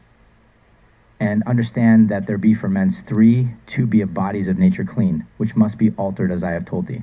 The 3rd most secret of which I mean, is the first earth of his water green. And therefore when the lion doth thirst, make him drink till his belly burst. Of this a question if I should move and ask of workers, what is this thing? And on thereby I should them prove if they had knowledge of our fermenting. For many a man speaketh with wondering, of Robin Hood, and of his bow which never shot there, and I trow. For fermentation true as I thee tell, is of the soul with body's incorporation, restoring to it the kindly smell, with taste and color by natural conspeciation, of things dissevered, a due reintegration, whereby the body of the spirit taketh impression, that either the other may help to have ingression. For like as bodies in their compaction corporal may not show out their qualities effectually, until the time that they become spiritual, no more may spirits abide with bodies steadfastly, till they with them be confixate proportionally. For then the body teacheth the spirit to suffer fire, and the spirit the body to enter to thy desire. Therefore thy gold with gold thou must ferment, with his own water thy earth cleanse, I mean, not else to say, but element with element, the spirit of life only going between. For like as an adamant as thou hast seen draweth iron to him, so doth our earth by kind draw down to him his soul borne up with wind. With wind, therefore, the soul lead out, and in mingle gold with gold, that is for to say, make element with element together rin till time all fire they suffer may, for earth is ferment without nay to water. And water the earth unto our fermentation in this wise must be due. Earth is gold, and so is the soul also not common, but ours thus elementate, and yet there to the sun must go, that by our wheel it may be alterate, for so to ferment it must be preparate, that it profoundly may joined be with other natures as I said to thee. And whatsoever I have here said of gold, the same of silver I will thou understand, that thou them putrefy and alter as I have told, ere thou thy medicine to ferment take in hand, forsooth I could never find him in England. Which in this wise to ferment could we teach without error, by practice only speech. Now of this chapter needeth to treat no more, sith I intend prolixity to eschew. Remember well my words therefore, which thou shalt prove by practice true, and sun and moon look thou renew, that they may hold of the first nature, then shall their tincture evermore endure. And yet a way there is most excellent, belonging unto another working, a water we make most redolent, all bodies to oil, wherewith we bring, with which our medicine we make, flowing. A quintessence this water we call, in man which healeth diseases all. But with thy base, after my doctrine prepare, which is our calyx, this must be done. For when our bodies dissocalcinate, that water will to oil dissolve them soon. Make thou therefore oil both of sun and moon, which is ferment most fragrant for to smell, and so the 9th gate is conquered of this castle. End of 9th gate. Notes on the th gate. In the realm of alchemy, the profound process of fermentation stands as an elusive art that few truly comprehend. Its secrets have been shrouded in mystery, and seekers have traversed vast lands to uncover its hidden wisdom. As a practicing chemist with a spiritual connection to alchemy, you are now granted access to this sacred knowledge. True fermentation is not a mere physical transformation, but a spiritual alchemy that perpetuates our medicine into clear water. Yet it is crucial to discern the right method, for many have attempted to ferment sun and moon with their medicines, leading to incongruent results. We must surpass these superficial approaches and delve into the essence of fermentation. Firstly, we must putrefy and alter the imperfect body, aligning it with the principles of the perfect bodies. This means destroying its former qualities before the true fermentation can occur.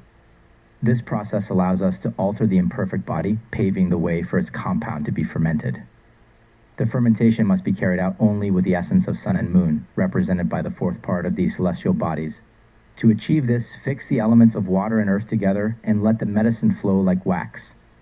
Afterward, perform amalgamations to unite the elements. Through the fire's controlled action, continue until the matter is well fixed and fermented to perfection. In this profound alchemical journey, we must undergo 3 fermentations.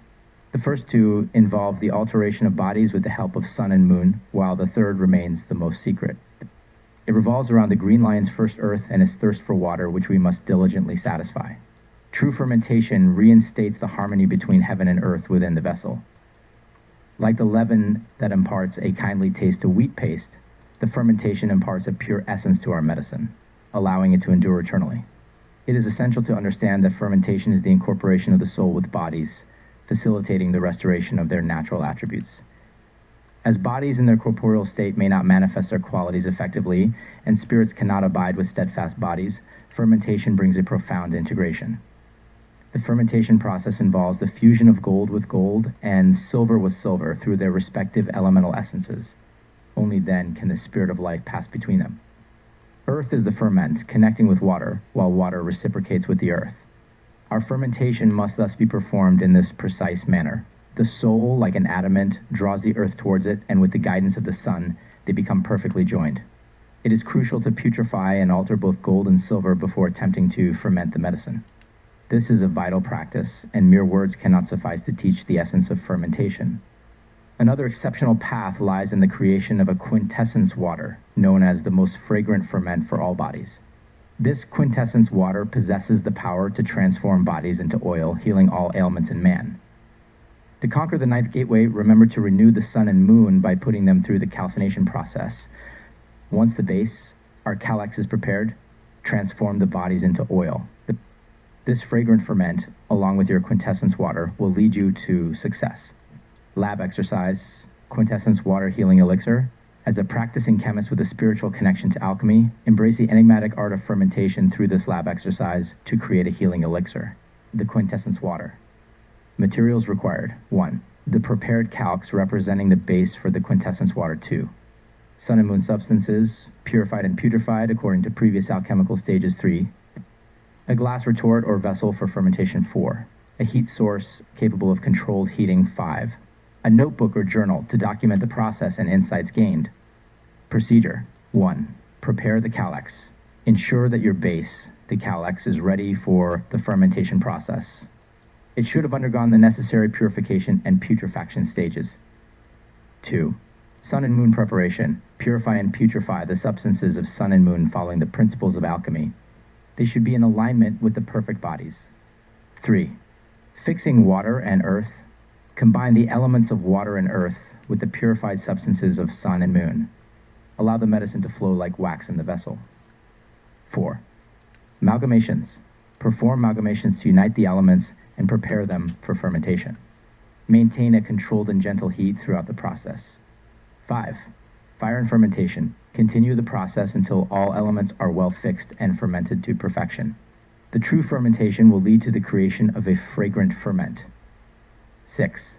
Quintessence water creation. With the quintessence water as your fragrant ferment, use it to transform bodies into oil. Embrace its healing properties, bringing harmony to all ailments in man. 7. Document insights. Record your observations, thoughts, and insights during the entire process.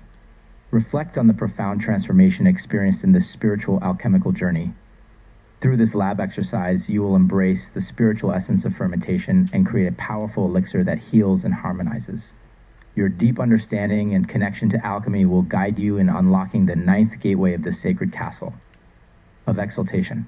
The 10th gate. Proceed we now to the chapter of exaltation, of which truly thou must have knowledge pure, but little is different from sublimation. If thou conceive it right, I you ensure, here to accordeth the Holy Scripture, Christ saying thus, It I exalted be, then shall I draw all things unto me. Our medicine, if we exalt right so, it shall thereby nobilitate. That must be done in manners too, from time the parties be disposite, which must be crucified and exarnate, and then contumulate both man and wife, and after reunited by the Spirit of life. Then up to heaven they must exalted be, there to be in body and soul glorified, glorificate, for thou must bring them to such subtility, that they ascend together to be intronisate. In clouds of clearness the angels consociate, then shall they draw, as thou shalt see, all other bodies to their own dignity. If thou therefore the bodies wilt exalt, first with the spirit of life thou them augment, till time the earth be well supposite, by natural rectifying of every element. Them up exalting into the firmament, then much more precious shall they be than gold, because of the quintessence which they do hold.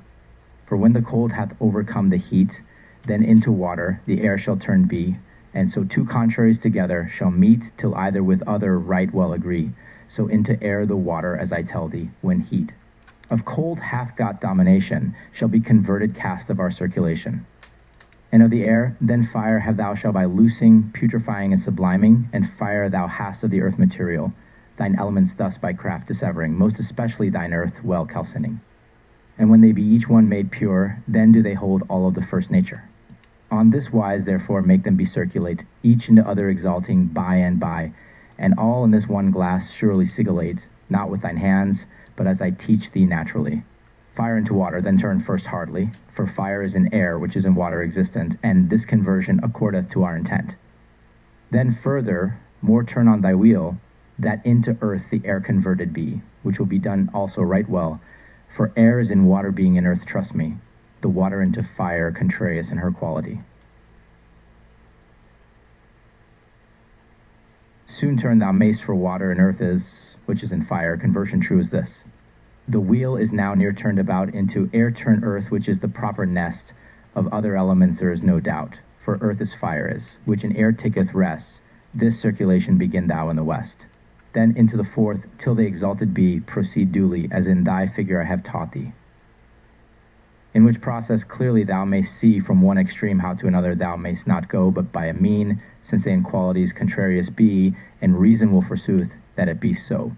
As heat into cold, with other contraries mow, without their means as moist to heat and cold examples sufficient before this I have told. Thus have I taught thee how to make of all thine elements a perfect circulation, and at thy figure example to take, how thou shalt make this foresaid exaltation, and of thy medicine in the elements true graduation, till it be brought to a generity temperate, and then thou hast conquered the 10th gate. The end of the 10th gate. Notes on the 10th gate. The profound art of exaltation. In the alchemical journey of exaltation, profound knowledge is required to understand its distinction from sublimation. Although seemingly similar, exaltation carries a unique significance. Just as Christ stated, I, if I be lifted up from the earth, will draw all men unto me, so does our medicine, when exalted. Elevate and nobilitate. To embark on this path, you must follow two essential steps. Firstly, the parties sun and moon must be disposite or united through crucifixion and exarnation. Their impurities must be contumulated, and later they shall be reunited by the Spirit of life. This process enables them to ascend together both in body and soul to the realm of the heavens. There they shall be glorified and intronized, consociated with angels in clouds of clearness.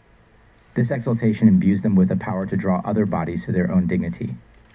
To exalt the bodies, you must first augment them with the spirit of life until the earth becomes well subtilized through the natural rectifying of each element. With the elements well dissevered, you shall attain the quintessence they hold, making them more precious than gold. Now, let the elements circulate within one glass without the need for physical intervention. The fire shall turn into water, water into air, and air into earth. These conversions must be done in a continuous and diligent manner. The wheel of circulation must move from one extreme to another, passing through the mean, as they are qualities contrary to each other. Begin the circulation in the west, moving through the other directions until they are exalted. Remember that this process requires a measured and balanced approach. Reason dictates that extremes cannot be traversed without the necessary means, such as going from heat to cold without passing through moisture. In this way, you shall master the art of making a perfect circulation of all your elements, leading to the exaltation of your medicine. Progress through the graduation in the elements, bringing your medicine to a gnarity, matured and balanced state that conquers the 10th gate. Lab exercise, quintessence water, and the exaltation elixir. As a practicing chemist with a spiritual connection to alchemy, you are now prepared to engage in the profound art of exaltation. Follow this lab exercise to create the exaltation elixir and the quintessence water. Materials required. 1. Purified substances of sun and moon, putrefied and in alignment with perfect bodies. 2. Glass retort or vessel for circulation and fermentation. 3. A controlled heat source. 4. Notebook or journal to document the process and observations procedure. 1. Disposate the parties. Combine the purified substances of sun and moon in the glass retort. Subject them to crucifixion and exarnation, removing impurities until contumelated. 2. Reunite with spirit of life. Infuse the disposated substances with the spirit of life until the earth becomes subtilized. 3. Ascend and exalt. Let the elements circulate within the vessel without physical intervention. Fire shall turn into water, water into air, and air into earth. Continue the circulation process diligently. 4. Achieve quintessence water. The culmination of the circulation will lead to the creation of quintessence water, a fragrant ferment imbued with healing properties. 5. Intronization and glorification. As the medicine ascends, intronize and glorify the bodies in the heavens, bringing them to a state of spiritual elevation. 6. Document the process. Record your observations, insights, and revelations throughout the exaltation process. Reflect on the profound transformation experienced in this spiritual alchemical journey. Through this lab exercise, you shall grasp the essence of exaltation, elevating your medicine to a state of nobility and healing. Your deep connection to alchemy and spiritual insights will guide you through the 10th gate, unlocking the mysteries of this sacred art.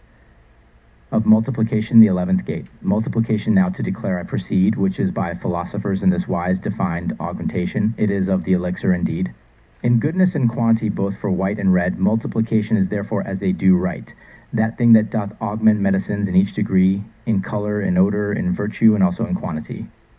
And why thou mayst this medicine multiply infinitely, forsooth the cause is this. For it is fire, which kindled will never die, dwelling with thee, as fire doth in houses. Of which one spark may make more fire IWIs, as musk and pigments and other spices MO in virtue multiplied, and our medicine right so. So he is rich which fire hath less or more, because he may so hugely it multiply, and right so rich is he which any part hath in store, of our elixirs which be augmentable infinitely. One way, if thou dissolve our powders dry, and make often time of them congelation, thereof in goodness then makest thou augmentation.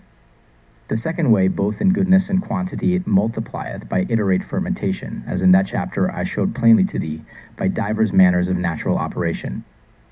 Of multiplication. Multiplication now to declare I proceed, which is by philosophers in this wise defined augmentation. It is of the elixir indeed, in goodness and quantity, both for white and red. Multiplication is therefore as they do right, that thing that doth augment medicines in each degree, in color, in odor, in virtue, and also in quantity. And why thou mayst this medicine multiply infinitely, forsooth the cause is this. For it is fire, which kindled will never die, dwelling with thee, as fire doth in houses. Of which one spark may make more fire IWEs, as musk and pigments and other spices MO in virtue multiplied, and our medicine right so. So he is rich which fire hath less or more, because he may so hugely it multiply, and right so rich is he which any part hath in store, of our elixirs which be augmentable infinitely. One way if thou dissolve our powders dry, and make often time of them congelation, thereof in goodness then makest thou augmentation. The second way, both in goodness and quantity, it multiplieth by iterate fermentation, as in that chapter I showed plainly to thee, by divers manners of natural operation. And also in the chapter of our cibation, where thou mayst know how thou shalt multiply thy medicine with mercury and finetly. But thou wilt both loose and eke ferment, both more in quantity and better will it be, and in such wise thou mayst it soon augment, that in thy glass it will grow like a tree, the tree of Hermes named seemly to see, of which 1 pip in 1,000 will multiply, if thou canst make thy projection witly, and like as saffron when it's pulverized by little and little, if it with liquor be tempered, and then with much more liquor dilate, taineth much more of liquor in quantity, this being whole in his gross nature, so shalt thou see that our elixir, the more it is made thin, the further in tincture it fastly will rin. Keep in thy fire therefore both even and morrow from house to house, that thou had not to rin. Among thy neighbors thy fire to seek or borrow, the more thou keepest, the more shalt thou win, multiplying it always more and more thy glass within, by feeding with mercury unto thy live's end. So shalt thou have more than thou needest to spend. This matter is plain, I will no more write thereof. Let reason thee guide, be never the bolder to sin therefore, but serve thy good the better in each tide, and while that thou shalt in this life abide. Bear this in mind, forget not I thee pray, as thou shalt appear before God at doomsday. His own great gifts therefore, and his treasure, dispose thou virtuously, helping the poor at need, that in this world thou mayst to thee procure mercy and grace, with heavenly bliss to meet, and pray to God devoutly that he thee lead. In at the 12th gate, as he can best, soon after then thou shalt end thy conquest. End of the 11th gate. Notes on the 11th gate, the alchemy of multiplication. In the sacred art of alchemy, multiplication is a profound concept that elevates the elixir to new heights of goodness, quantity, and virtue. As defined by the wise philosophers of old, multiplication is the augmentation of our elixir in various aspects, including color, odor, and potency. Through this process, we can witness the transformative power of fire, a force that kindles endlessly and dwells within our substances like a perpetual flame.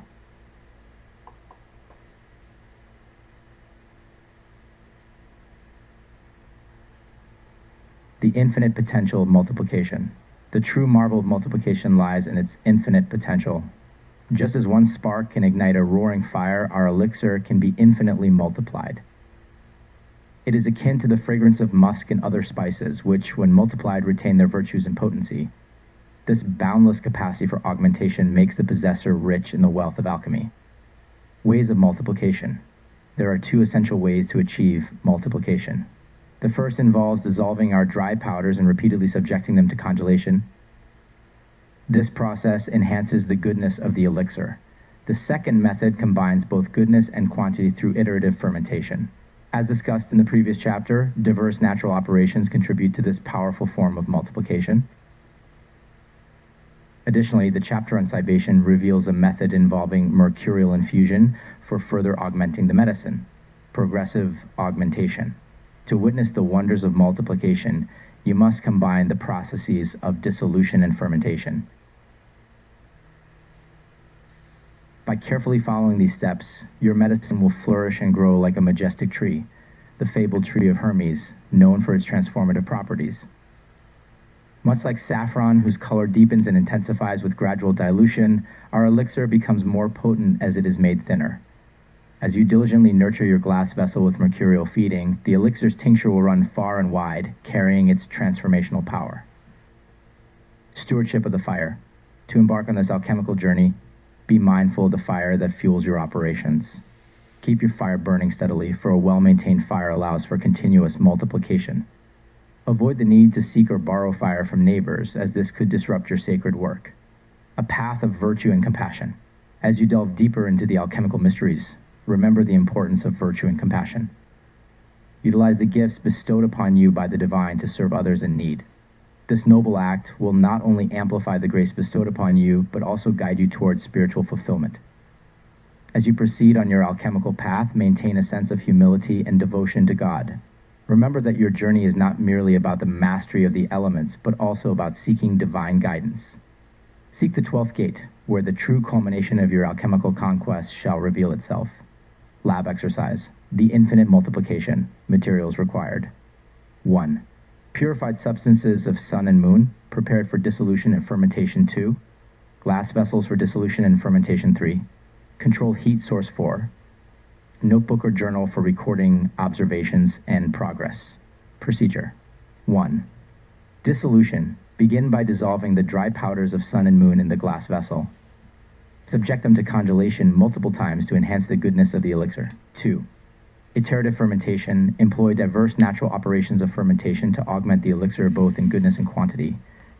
Refer to previous chapters for detailed methods. 3. Mercurial feeding. Infuse the elixir with mercurial essence to further enhance its potency and transformative power. 4. Maintain the fire. Ensure a steady and controlled heat source to support continuous multiplication. Avoid seeking fire from external sources. 5.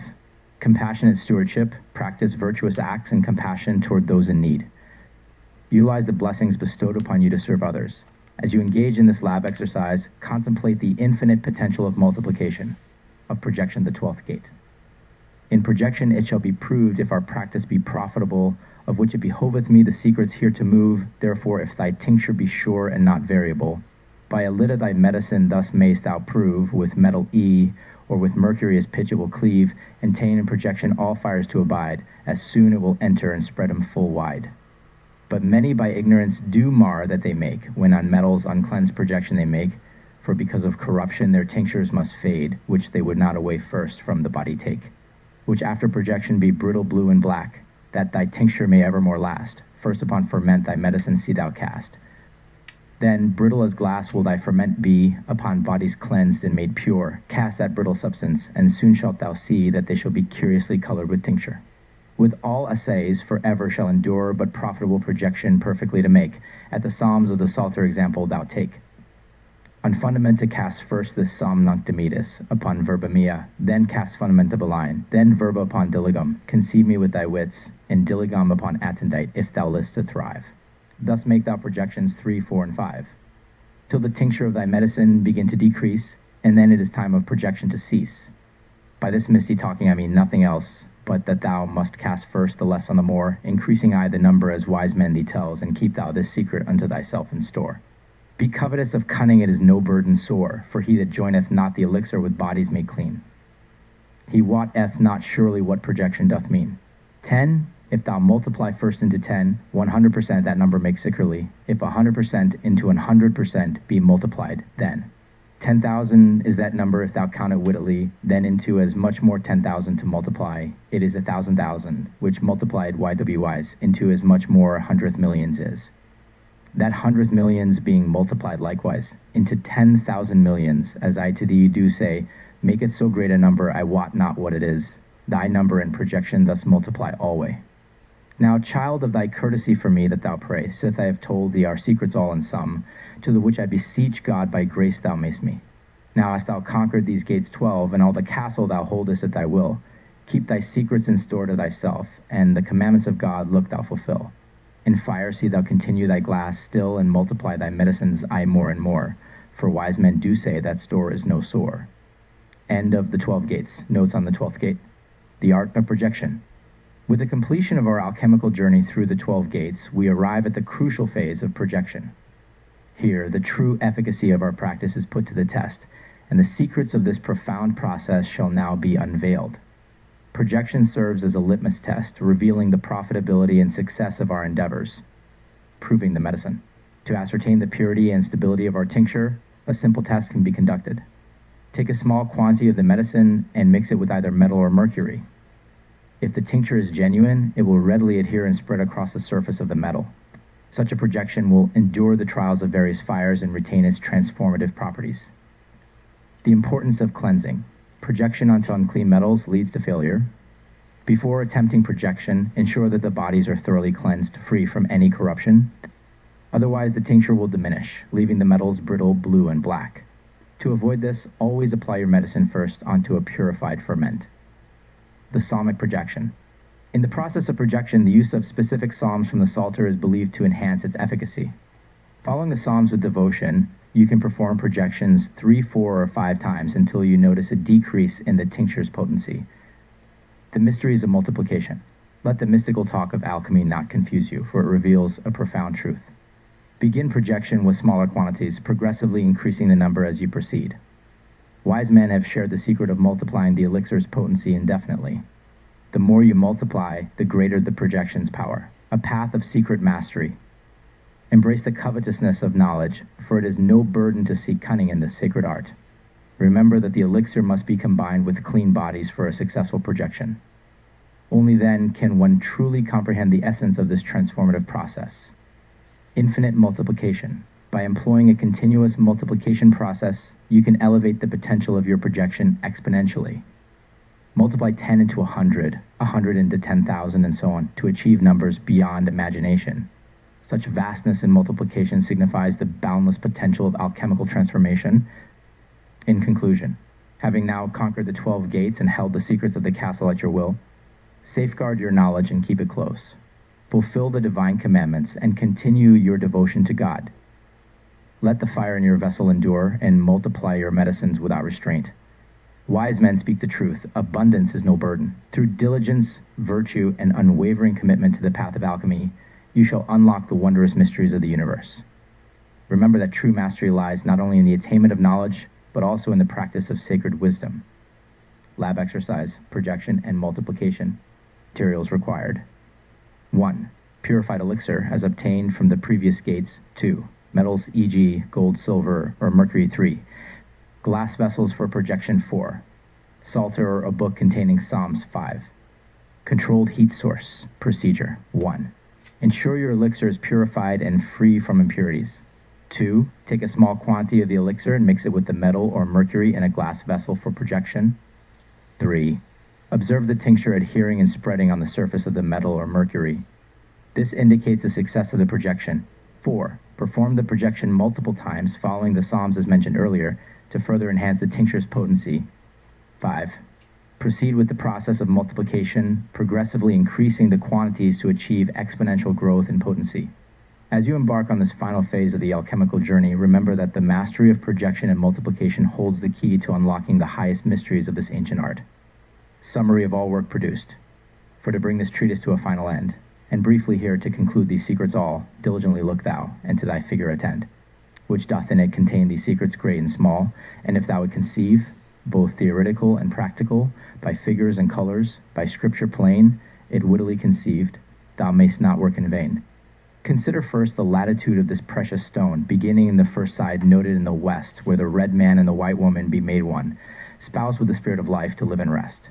Earth and water equally proportionate, that is best, and one of the earth is good, and of the spirit 3, which 12 to 4 also of the earth may be. 3 of the wife, and 1 of the man thou take, and the less of the spirit in this disposition, the rather thy calcination for certain shalt thou make. Then, 4th.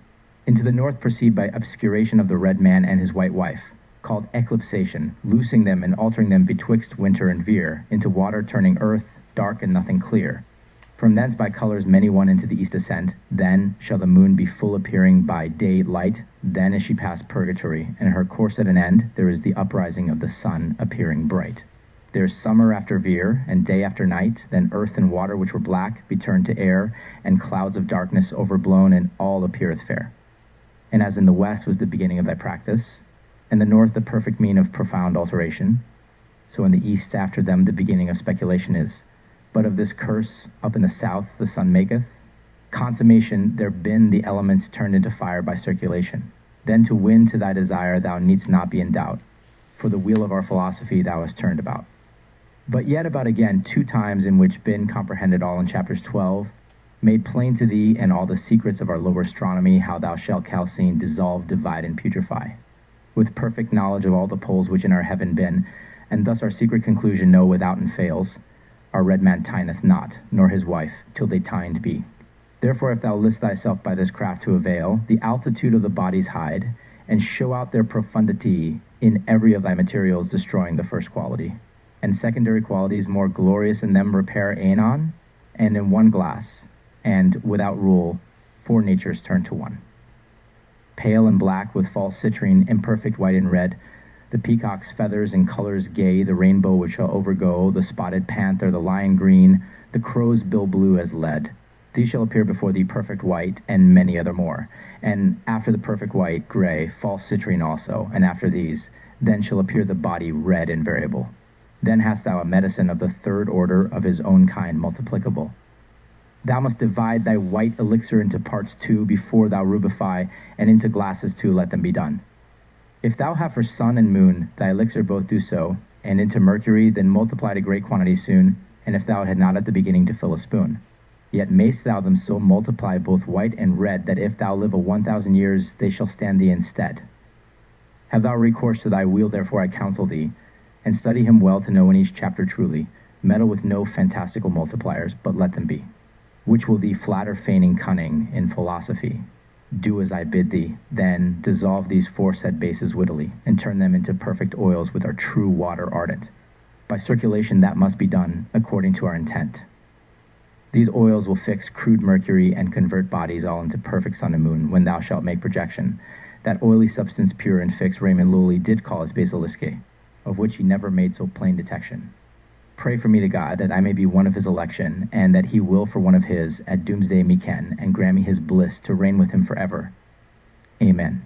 Finis Recapitulationis, the Epistle to King Edward IV, by George Ripley. 1. 0 Honorable Lord, and most victorious knight, with grace and virtue abundantly endued, the safeguard of England, and maintainer of right, that God you loveth.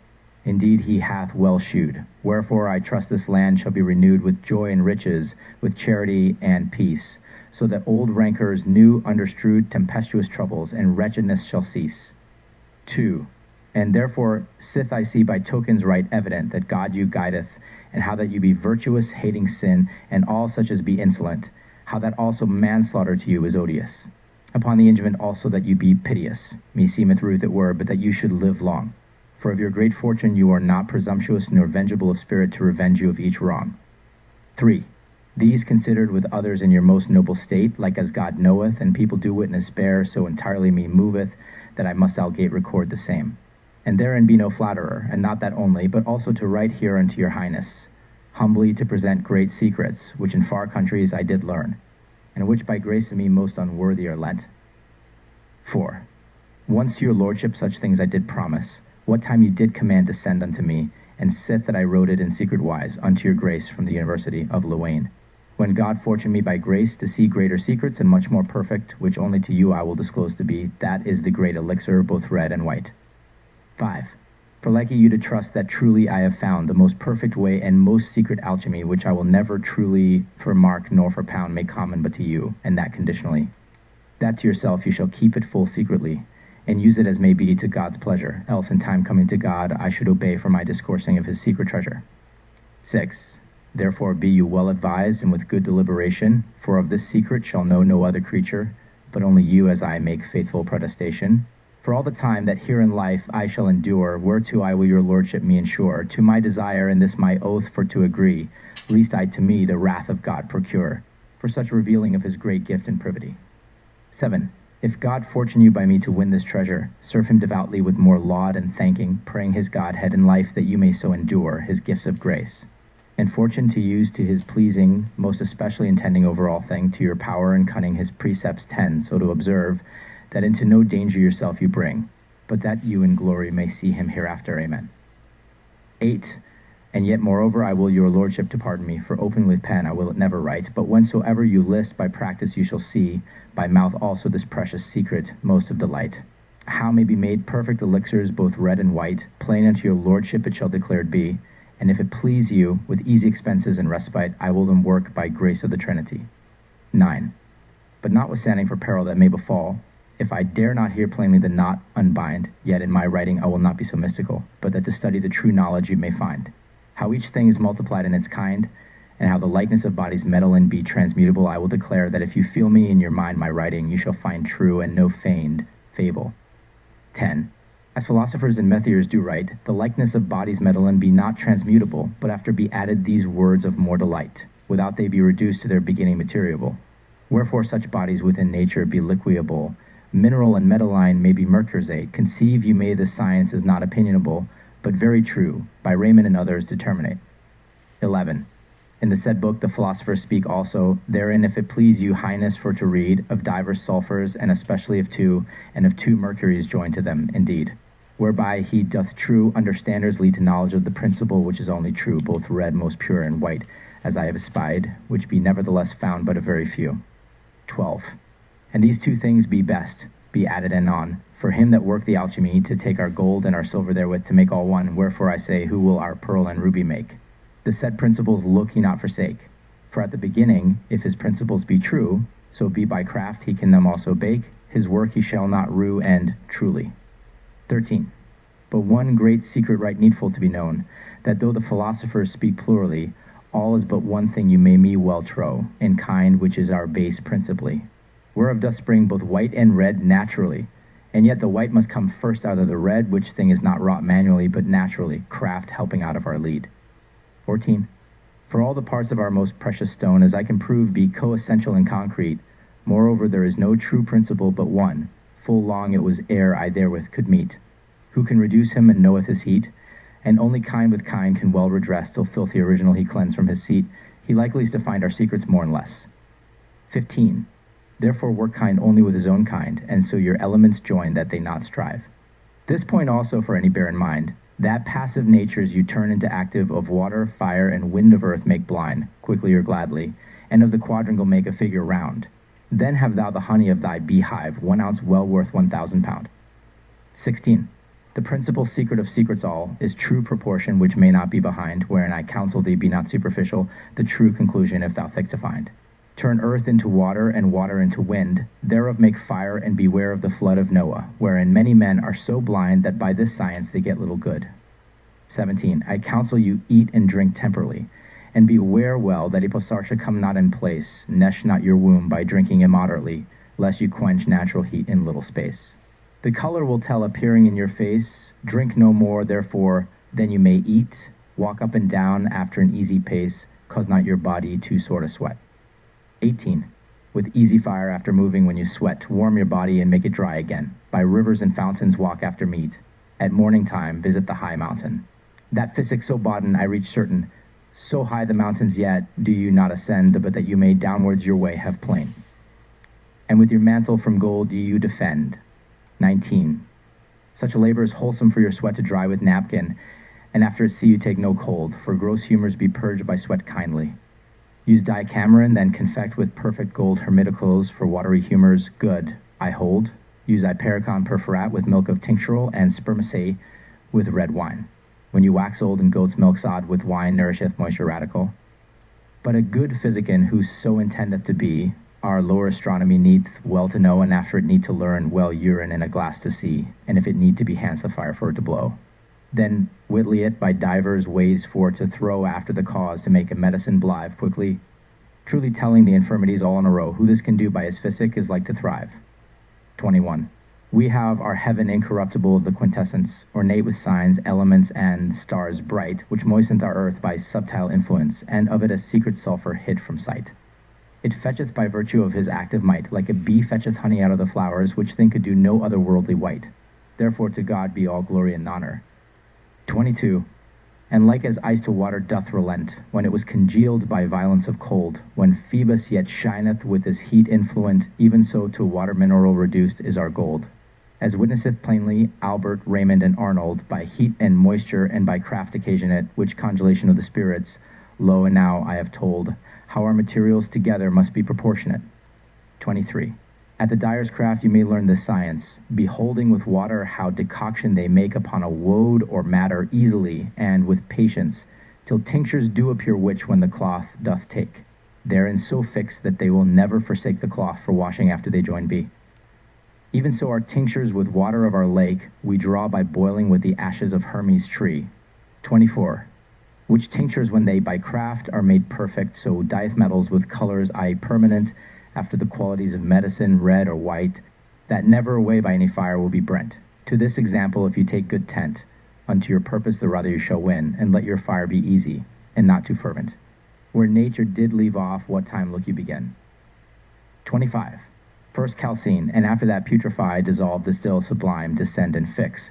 With aquavitae oftentimes both wash and dry, and make a marriage the body and spirit B2XT, which thus together naturally if you can mix, in loosing of the body the water congealed shall be, then shall the body die utterly the flicks, bleeding and changing his colors, as you shall see. 26. The third day again to life he shall arise, and devour birds, and beasts of the wilderness, crows, popinjays, pies, peacocks, and mavies, the phoenix, with the eagle. And the griffon of the green lion with the red dragon he shall distress, with the white dragon, and the antelope, unicorn, and panther, with other beasts and birds, both more and less the basilisk also, which almost each one doth fear. 27. In bus and nubibus he shall arise and descend, up to the moon, and sith up to the sun through the ocean sea, which round doth bend, only shippen within a little glass tun, when he is there come. Then is the journey done, about which journey great goods you shall not spend. And yet you shall be glad that ever it was begun, patiently if you list to your work attend. 28. For then both body and spirit, also both oil and water soul, and tincture, one thing both white and red, after colors variable it containeth, whatsoever men clatter. Which also is called, after he hath once been dead, and is revived, our marcasite, our magnet, and our lead, our sulfur, our arsenic, and our true calix vive, our sun, our moon, our ferment, and our bread, our toad, our basiliski, our unknown body, our man, our wife. 29. Our body thus naturally by craft, when he is renovated of the first order, is medicine called in our philosophy, which oftentimes again must be spiritualizate, the round wheel turning of our astronomy, and so to the elixir of spirits you must come, for why till the sun of the fixed? By the sun of the fixer be overgone, elixir of bodies, named it is only, and this sound secret point deceiveth many in one. 30. This natural process by help of craft, thus consummate, dissolveth elixir spiritual in our unctuous humptity, then in balneomaria together let them be circulate like new honey or oil, till perfectly they be thickened. Then will that medicine heal all infirmity, and turn all metals to sun and moon perfectly. Thus you shall make the great elixir in aurum potabile, by the grace and will of God, to whom be all honor and glory. Amen. Quod George Ripley, Finis. Notes on the experimental alchemical processes as described by George Ripley. Recognizing the divine guidance in science, we acknowledge the transformative potential of chemistry to improve society. We aim to unveil, with the deepest respect for divine wisdom, secrets learned from far-off lands relating to the creation of the great elixir. Our primary goal is to maintain ethical and virtuous conduct during the process, ensuring our actions are in line with principles of fairness and justice. It's pivotal that the secrets remain confidential and utilized to further the common good. We have aimed to disclose this confidential information only under optimal conditions, following a predetermined protocol and maintaining a balanced resource allocation. The experiment will be carried out with utmost respect to divine wisdom. Preparation: ensure that the experimental procedures align with divine and scientific principles. This implies keeping the knowledge confidential and utilizing it solely for purposes aligning with divine intent.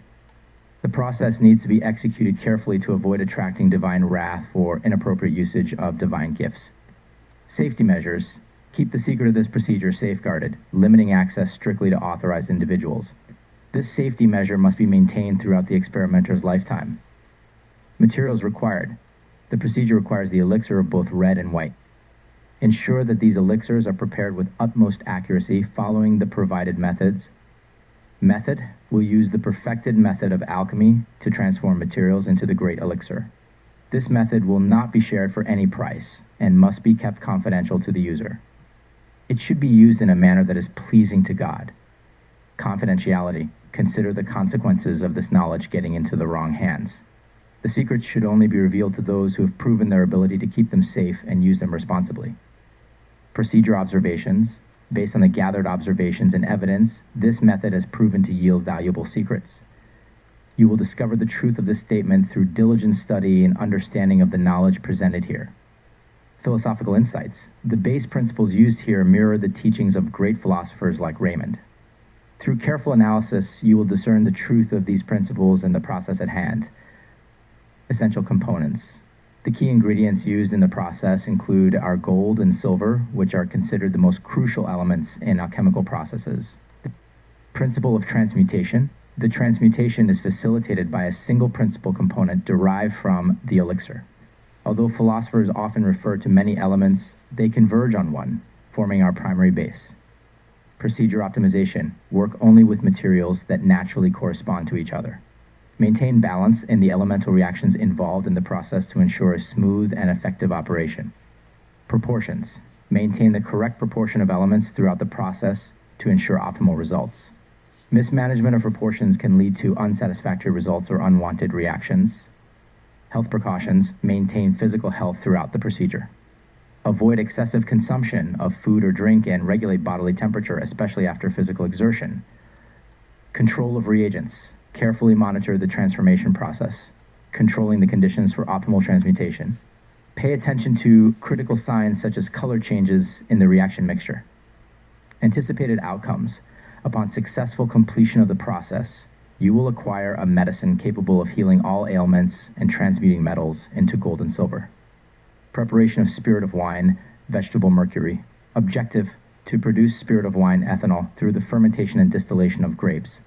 Materials: fresh grapes, preferably organic. Crushing equipment, e.g. grape press, fermentation vessel, e.g. glass or ceramic container. Sand bath or other temperature-controlled heating source distillation apparatus, e.g. alembic or distillation flask. Separate receiving flask or container thermometer water source for cooling filter, optional procedure. Preparation of grapes. A. Obtain fresh grapes and ensure they are free from any contaminants or pesticides. B. Crush the grapes to release their juice, seeds, and skins. The resulting mash is called must. Fermentation, first crow's head, blackening or rotting of form. A. Transfer the grape must into a fermentation vessel. B. Allow the must to ferment naturally by exposing it to ambient yeasts and bacteria. This process can take several days to weeks. C. Maintain a constant temperature between 7°F minus 85 degrees Fahrenheit, 24 minus 29 degrees Celsius, using a sand bath or temperature-controlled source. Fermentation and yeast activity. A. During fermentation, yeasts present on the grape skins convert the sugars in the must into alcohol, ethanol, and carbon dioxide. B. The alcohol produced is the vegetable mercury, an essential component of the spirit of wine. Distillation. A. Set up the distillation apparatus with the fermented grape mash as the starting material. B. Attach the distillation flask to the condenser and receiving flask. C. Begin heating the distillation flask gently to gradually increase the temperature and vaporize the alcohol. D. Control the heating carefully to avoid reaching boiling points of other components that might contaminate the spirit of wine. Collection of spirit of wine. A. The alcohol vapor will rise up through the condenser, where it cools and condenses back into liquid form. B. Collect the condensed liquid, spirit of wine, in a separate receiving flask or container. C. Monitor the temperature during distillation using a thermometer to ensure that only ethanol is collected. Filtration optional. A. If desired, filter the spirit of wine to remove any remaining impurities or residues. Storage and use. A. Store the spirit of wine in a tightly sealed container in a cool, dark place. B. The spirit of wine can be used for various purposes, including medicinal, alchemical, and laboratory applications. Preparation of Rugula rose oil. Objective: to extract the essential oil from Rugula rose petals using an alchemical distillation process. Materials: Rugula rose petals, fresh or dried distillation apparatus, e.g. alembic or distillation flask, heat source, e.g. sand bath or temperature-controlled heating mantle, water source for cooling, receiving flask or container filter paper, or cheesecloth mortar and pestle, optional procedure. Preparation of Rugula rose petals. A. Obtain fresh Rugula rose petals and ensure they are free from any contaminants or pesticides. Alternatively, if using dried petals, ensure they are of high quality. B. If using fresh petals, gently rinse them under cold running water to remove any dirt or debris. Pat them dry with a clean cloth. Crushing the petals, optional. A. If desired, crush the Rugula rose petals using a mortar and pestle. This step can help release the essential oils and increase the surface area for extraction. Skip this step if using dried petals. Loading the distillation apparatus. A. Place the Rugula rose petals, fresh or dried, into the distillation flask or alembic. B. Ensure the petals fill only up to 1/3 of the flask to allow space for expansion during heating.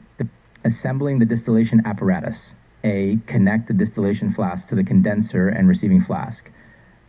B. Ensure all connections are secure to prevent any leaks during the process. Distillation process. A. Begin heating the distillation flask gently to start the extraction process. B. Gradually increase the heat to a temperature suitable for extracting the essential oils from the petals. For Rugula rose, a temperature range of 100 minus 110 degrees Celsius is recommended. C. As the flask heats up, the essential oil will vaporize and rise through the condenser, where it will cool and condense back into liquid form. Collection of Rugula rose oil. A. The condensed essential oil will collect in the receiving flask. B. Allow the distillation process to continue until you have collected a sufficient amount of Rugula rose oil. Filtration. A. After the distillation is complete, allow the Rugula rose oil to cool. B. Filter the oil using filter paper or cheesecloth to remove any remaining plant material or impurities. Storage and use. A. Store the Rugula rose oil in a tightly sealed dark glass container in a cool, dark place. B. Use the Rugula rose oil for various alchemical, medicinal, and aromatic applications as desired. Note: this alchemical laboratory procedure outlines the traditional method for extracting the essential oil from Rugula rose petals. It is essential to exercise caution when handling flammable liquids and to follow safety protocols in the laboratory setting. Additionally, ensure that the Rugula rose petals used are of high quality and free from any harmful substances. Procedure for making sulfuric acid using iron filings and lodestone. Step 1. Gathering materials. Obtain iron filings from iron scraps or filings collected through mechanical means. Obtain lodestone, magnetite, a naturally occurring magnetic mineral. Step 2. Preparation of lodestone and iron filings. Grind the lodestone into a fine powder using a mortar and pestle. Ensure that the iron filings are finely powdered as well. Step 3. Mixing lodestone and iron filings. In a non-reactive container, such as a glass or ceramic vessel, combine the powdered lodestone and iron filings in a ratio of approximately 1:1 or 1:3 by weight. Step 4. Sublimation process. Heat the mixture in the container using a furnace or sand bath at a moderate temperature, around 300 minus 400 degrees Celsius. The aim is to perform a sublimation process. As the mixture heats up, you may observe vapors being released. These vapors may condense on the cooler parts of the container. Step 5. Collection of condensate. Place a separate, cooled receiver, another glass or ceramic vessel, next to the heated container to collect the condensate. The condensate that collects in the receiver should be a dilute form of sulfuric acid. However, the concentration of sulfuric acid obtained through this process would likely be relatively low. Step 6. Concentration, optional. If a more concentrated sulfuric acid is desired, you can perform further concentration steps such as distillation or evaporation. This would be dangerous without proper safety precautions.